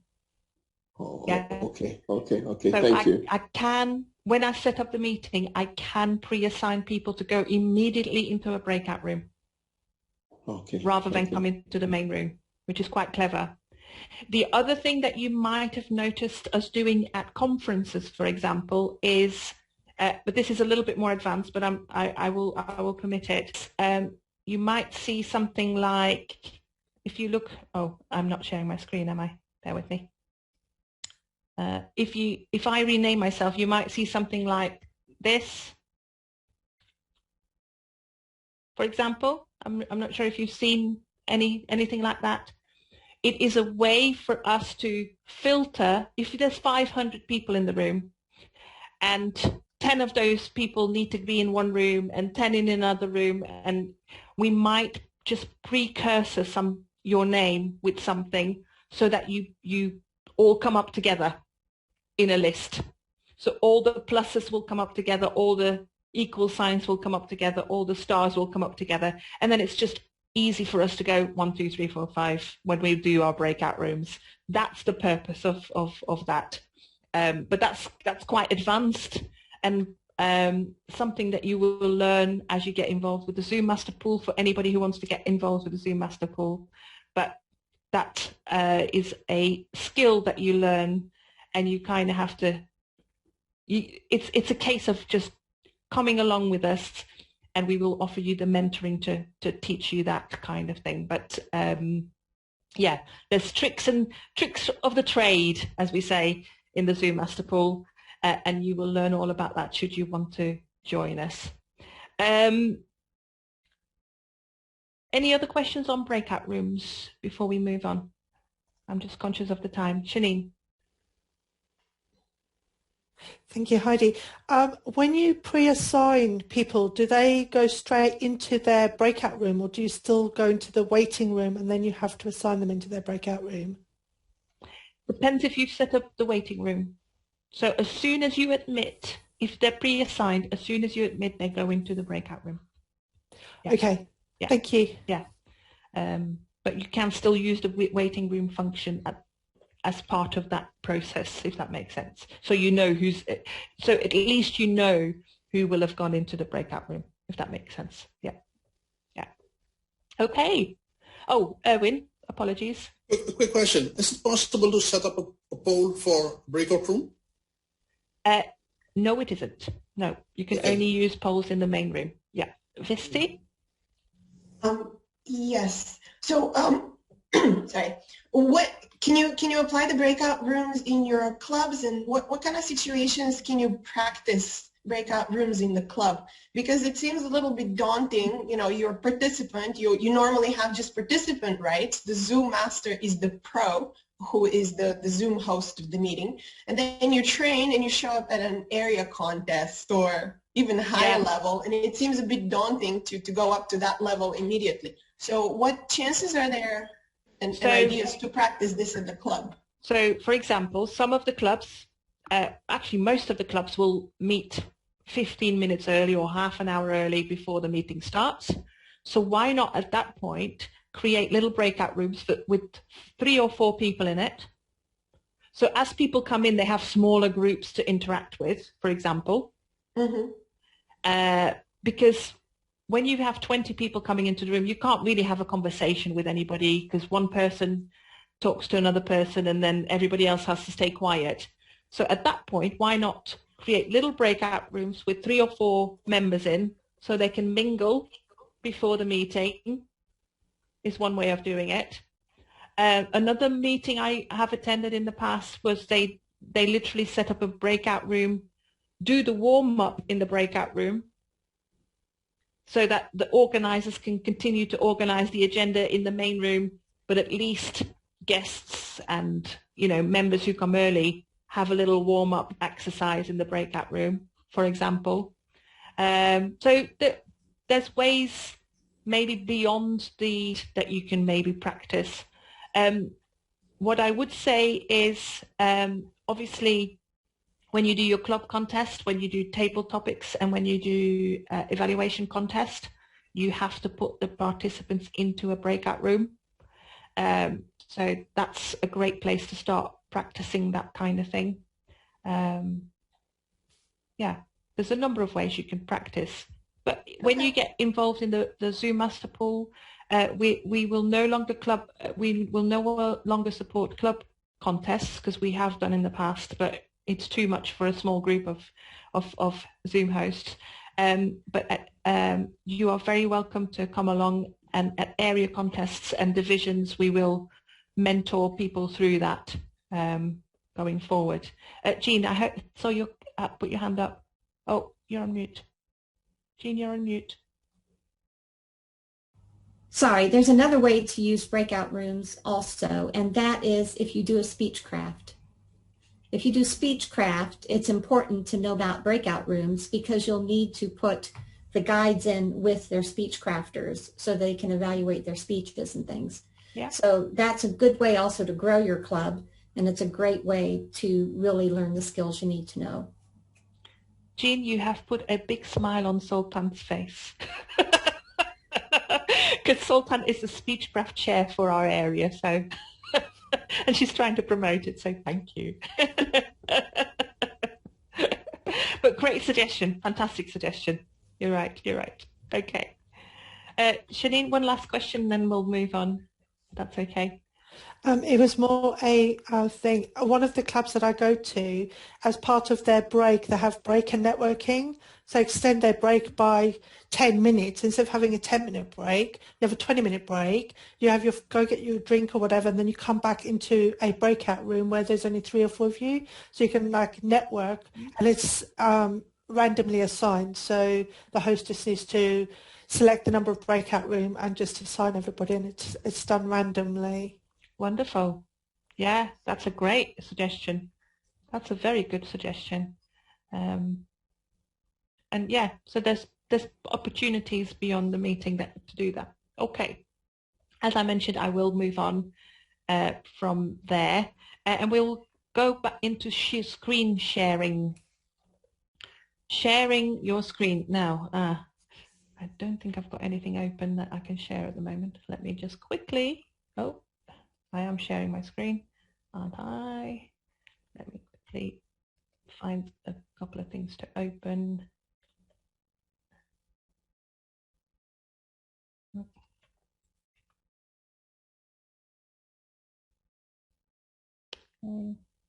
Right.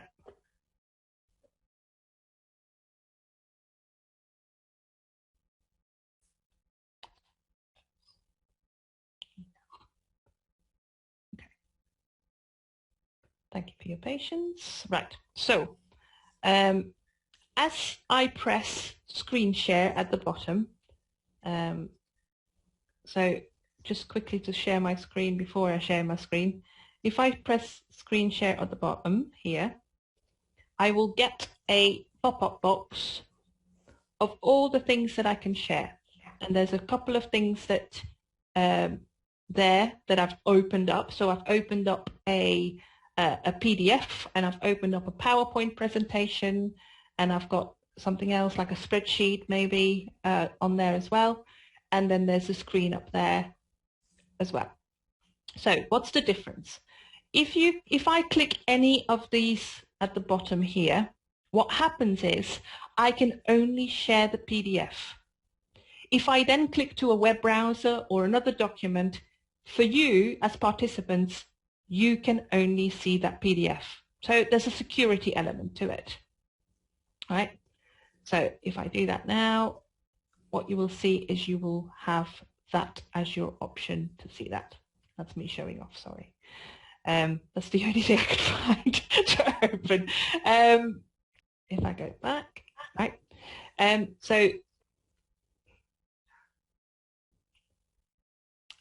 So if I click any of those, I can open it. If I open a PowerPoint presentation, and you will have seen this numerous times, open a PowerPoint presentation, it will actually take you to the version that where you go, oh, you've got all your slides on the side, and then you have to go and pick the slideshow option for you to only see the slide. Yeah. There is another option to do that. Stop sharing. There is another option. So at the bottom, so rather than fiddle around with the you know, trying to find the slideshow option, there is actually at the bottom here like a little bookmark, and actually if you click that, it will show you the slide. And even if I click away from it, I think I'm right in saying this, even if I click away from it, you will actually go straight into the slide and you can go through it. So that little book option saves you having to go and find the slide share and the slideshow bits when you're doing a slideshow on PowerPoint. If you're on an Apple, a whole different ball game, because it uses Keynote, and I'm not an Apple person. I don't actually know how to do that on Apple, I'm sorry to say. But that's a good little clue there for when you're presenting a PowerPoint presentation. Can you show that again? What's the bookmark that you clicked? Okay. So share screen. That's my PowerPoint presentation. So this is my PowerPoint function. And at the bottom here, there's a little book function next to the slide. Yeah. And then when you click that, it will actually give you the slideshow.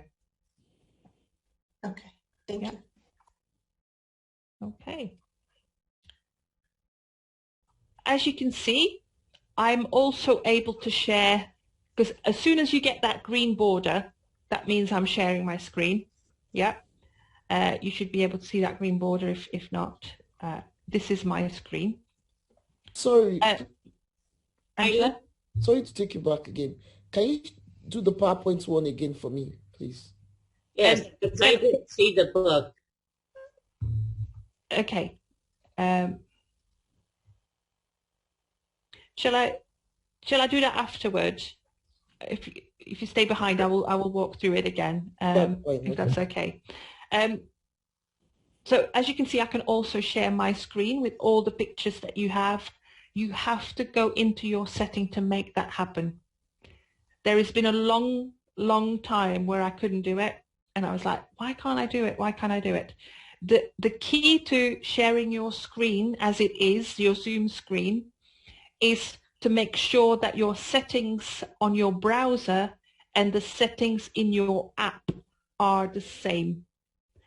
If one says you can share and the other one says you can't do it. So you have to make sure your settings on your screen sharing are the same on both your app and your web browser. That's maybe a little bit advanced for some of you, so don't worry about it. But for those who are interested, they will know what that means. Can you explain that a little bit more? I don't know if you have time, because when we were in the breakout room, I tried to share my Zoom screen for Matilda, and it did not share my Zoom screen. It shared something else. Okay, if you log into your app, check if you're logged into your app on your desktop. Are you? Do you know what I mean when I say that? Okay, bear with me. Okay, so okay.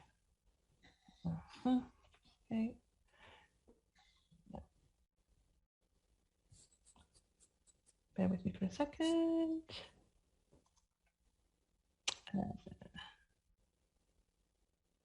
So your app is what sits on your desktop. So it's that little button there. Mm-hmm. That is different from your web browser. So if I click into that, I don't know if it will show me. It doesn't always. Do you see the white screen? Yes. Yeah. You have settings down here. Those settings have to be the same as your web browser. Okay. Yeah? Okay. Yeah. Yeah. Try that, and then we can stay behind if that doesn't work. Okay? So screen sharing. Also on your screen sharing, if I go back to that, you can see whiteboard, right? If I click whiteboard, you get a lovely white screen. Yeah, can you see that white screen? And here I can doodle, and I can put a bit of text down, and I can erase things, and I can use little stamps. I could change the color of text.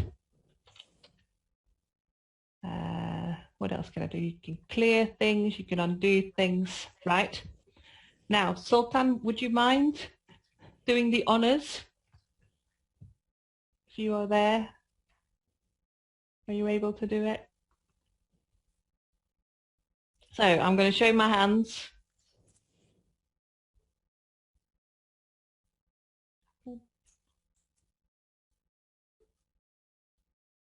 That's not me. That's not me. Look, Zoom Master number 2, Zoom Trainer number 2.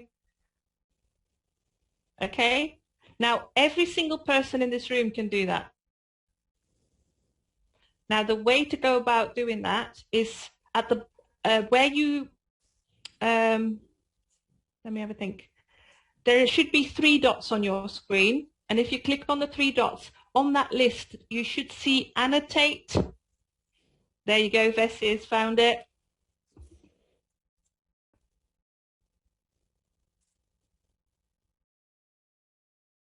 Where are the dots? I can see select text, draw. It might say draw, I don't know. But that's my screen, I think, that you can see. So there should be 3 dots on your screen, either on the top or the bottom. If you're on a mobile or on a tablet, that is out of my control. I don't know where your laptop. You should be able to see 3 dots. Yeah, so, I can see 3 dots, but it doesn't. Actually, what I do have is view options. View options, and view options have annotate. Yeah. Yes. View options. Thank you. Yeah. View options. View options all the way on the top of the screen. Exactly next to it says you are viewing. There's Angela. Fabulous. I can't see. No, I've got a laptop and I don't see anything in the view option. Okay, can I just say, at the top, it says you are viewing Plus VP Zoom Trainer screen. Just next to it, it's a green bar at the top, really at the top, and it says view option, and there is a down arrow. If you click on that arrow, and then you select. Yay, Jane! Got it. Approved, Matilda. There you go. I cannot see what you're referring to at all. So at the top of your screen, as Susan was saying, there is a green bar that says you are viewing. Oh, okay. And there's a view options just beside it. If you click there, it'll give you the option to annotate. Oh, okay. Okay, question. Shows you can do it. I clicked on annotate, and I've been on some draw stuff, but I don't see my stuff popping up here on the screen. Interesting. Okay. Are you selecting them? You have to click on, and then you need to go and click on Heidi's screen. Okay. Yeah, somebody's putting text in, moving things, little stars. Erwin's there. Yay, Erwin! Fantastic. Right. I am going to draw a line under this, unfortunately. But I'm going to. Nope. Right in. Yeah, mine came up. We're playing. It's good fun. Can you stop using it because I can't use my mouse? Thank you. Right. So that's whiteboard. That's the whiteboard. So great for a little training session or people popping words on there for anything or other. So whiteboard is useful to know. Okay. A quick question here. Uh-huh. Now, where did you get the whiteboard from? In share screen. So let me give everybody permission to, yeah, everybody should have permission to have, don't share your screen, but just open the pop-up box, and at the top you will see whiteboard. But please don't open it, because everybody's going to do it at the same time. And it would cause mayhem. Possibly, I don't know. Never tried it, Jean, but shenanigans were had. Shenanigans, yeah, yes, yeah. But that's where you find your whiteboard, and that's where you find your everything you can share on your screen. Mathilde? Can you show us how to share a video? That's advanced. We won't cover that today. No, okay. That's going to blow your mind. No, again, it's something, if you want to become part of the Zoom Master Pool, it's advanced stuff that we teach people more on a mentoring, on a one-to-one, because it's there's so much to it. And obviously we want to have people to have opportunities to then practice it. So, you know, getting people involved with conferences and things like that, that's where you really get to learn these things. I can tell you it, and then you might forget about it. So if you want to get involved with the Zoom Master Pool, that's the way to do it. Right, that's the end of the meeting. I'm going to, because I'm just conscious of the time, of people's time. Sorry, Heidi. Yeah. Sorry. How do you get involved with the Zoom Master Pool? Right. To get involved with the Zoom Master Pool, you come to this training, tick. You come to the next training, which is session 3 and 4, right? I will send you an invitation after this meeting for you to sign up to session 3 and 4. Keep an eye out for that. There's 2 dates coming up quite soon. Keep an eye out for that. Put yourself down for that. There is a 3rd session, which is called a sandbox session. What that means is we hand over the hosting to you in a safe environment where you can rename people, put people in breakout rooms, share screens. You have a play. It's a smaller meeting. There's usually only 10 of us in that meeting, and we literally pass around the host and co-host functions across the room, and you get to have a play with everything that you've learned on session 1 to 4. Following on from that, if you want to join the Zoom Master Pool, you are very welcome to do so. And what that means is that you get invited to area contests. That doesn't mean that you be the host necessarily, but initially you come along as a co-host for one of us, and we will guide you through different bits and pieces, and you get to get involved with live events so that you can practice in real life scenarios. And, you know, there's a fair few of us that have gone from area context and now doing conferences for 500 people. So, you know, the options, the learning journey that you go on as part of the Zoom Master Pool is immense. And you learn so much about technical things that you otherwise wouldn't have opportunities to practice or learn. So that's the way to get involved. So first, third is tick, Dorothy. Next session, and then on from there. We'd be so pleased to have more Zoom Masters, because there are so many events that we have to support at any given time, and therefore we are always looking for more people who want to get involved. Mary, quick question. Thank you. Yeah, my observation from this now is that that's a nice way, Heidi, of saying we're going to have an examination at the end of all of this. That's one way to look at it. Yeah, no. The reality is, Mary, it's an opportunity for you to have a play in a safe environment, and we don't judge people. We don't, that's not our job. Our job is to support you to get to where you want to get to. And some of you might just want to help out at club meetings, club contests and things like that, which is absolutely fine. Others might just want to connect with family members. You know what? It warms my heart to hear that being said. You know, it's horses for courses. Not everybody will get involved, but for people who are, you know, interested in technology, Zoom Academy is a great way to take your next step in learning about technology. Thanks, Heidi. No problem at all. Okay, I'm going to draw the line here. I'm going to say thank you so much for taking part. Thank you for giving up your Saturday morning. If you have, as I mentioned, I will send an email out with session 3 and 4 for those who haven't signed up yet. Some of you might have done already, but keep an eye out for that because places are going fast. So do sign up for that if you have availability, and we will see you at 3 and 4. And then following on from 3 and 4, we will send you information about the sandbox sessions, which are also coming up in the next couple of weeks. So do sign up for those.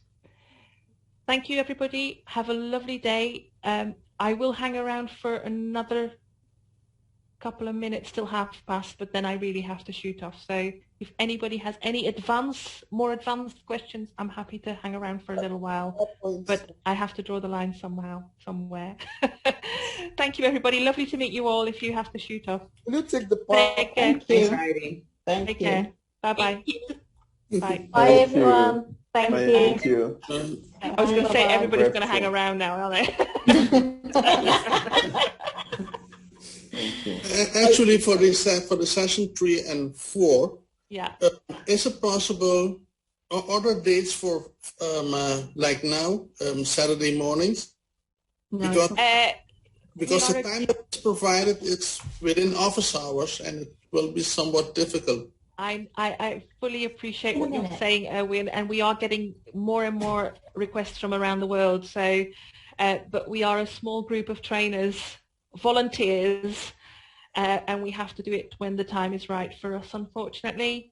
But thank you for the feedback. Actually, we often do stuff on the weekend, so this time is pretty good for you. 10 o'clock on a weekend day.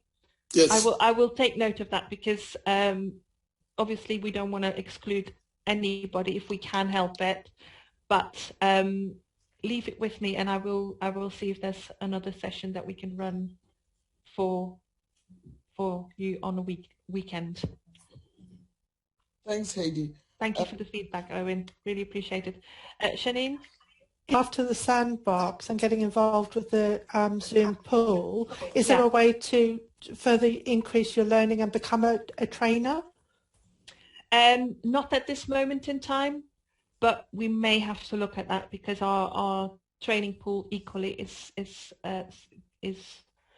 limited, and especially if we are getting more people from around the world asking for training, and I kid you not, it is absolutely incredible how far we are reaching at the moment, which is unnerving and excited at the same time.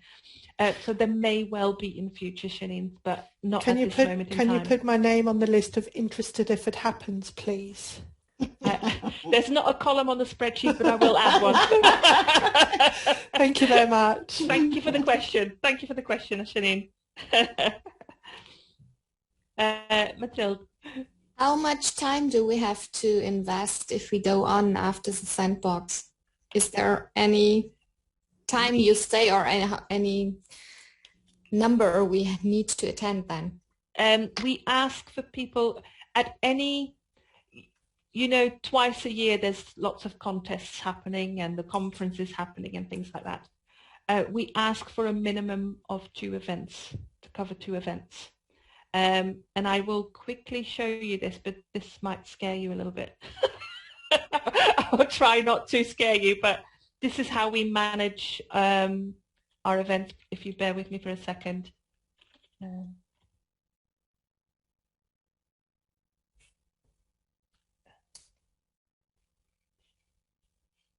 Right, let me just share my screen quickly.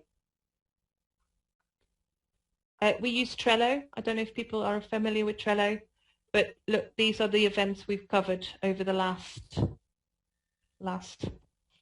18 months. No, probably last year. So those are all the events that are covered.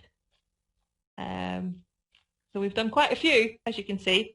And because we use Trello, you can then allocate people. So this event was run by 2 of our Zoom Master pool.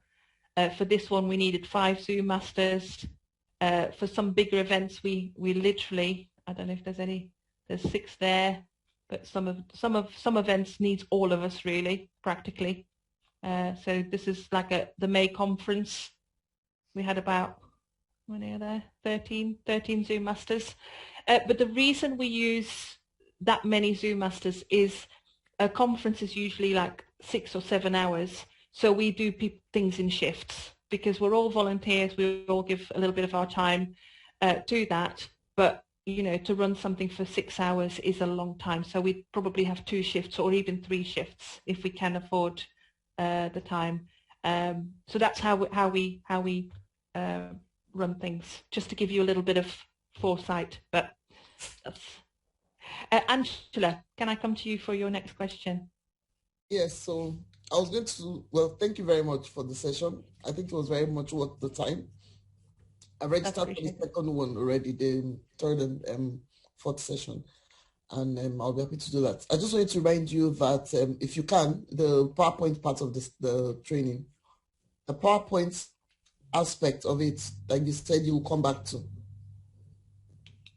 The PowerPoint, but yes, thank you. Yes, thank you. See, things move so quickly. Thank you for the reminder. Really appreciated. So the PowerPoint.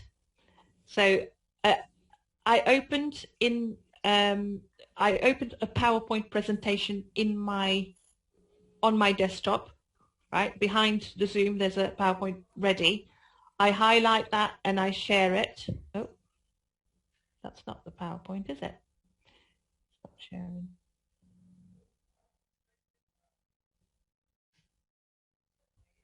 Into it. Something's happened. Bear with me for a second. I'm not sure what's happened there because it's not sharing it at the moment.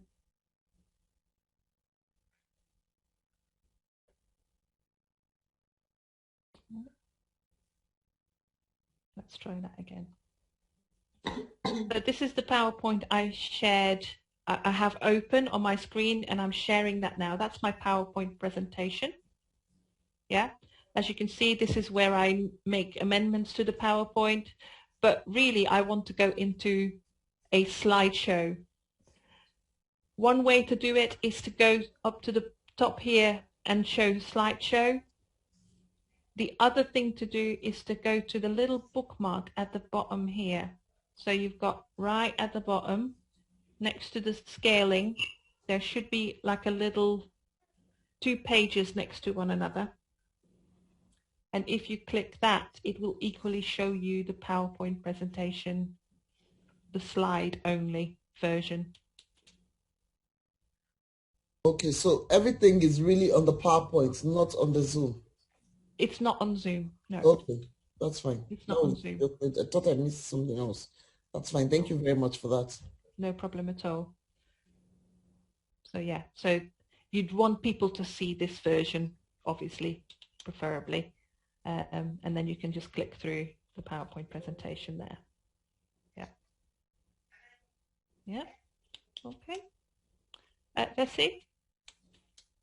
Yes, I wanted to see if I can share my Zoom screen now. Right. Have you got, I think you've got permission, have you?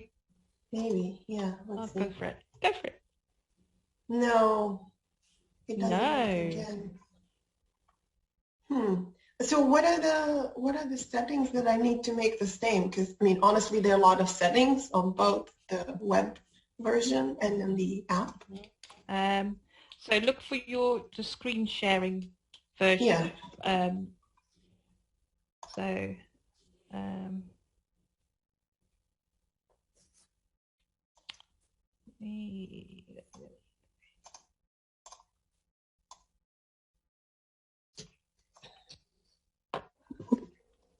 Let me get out.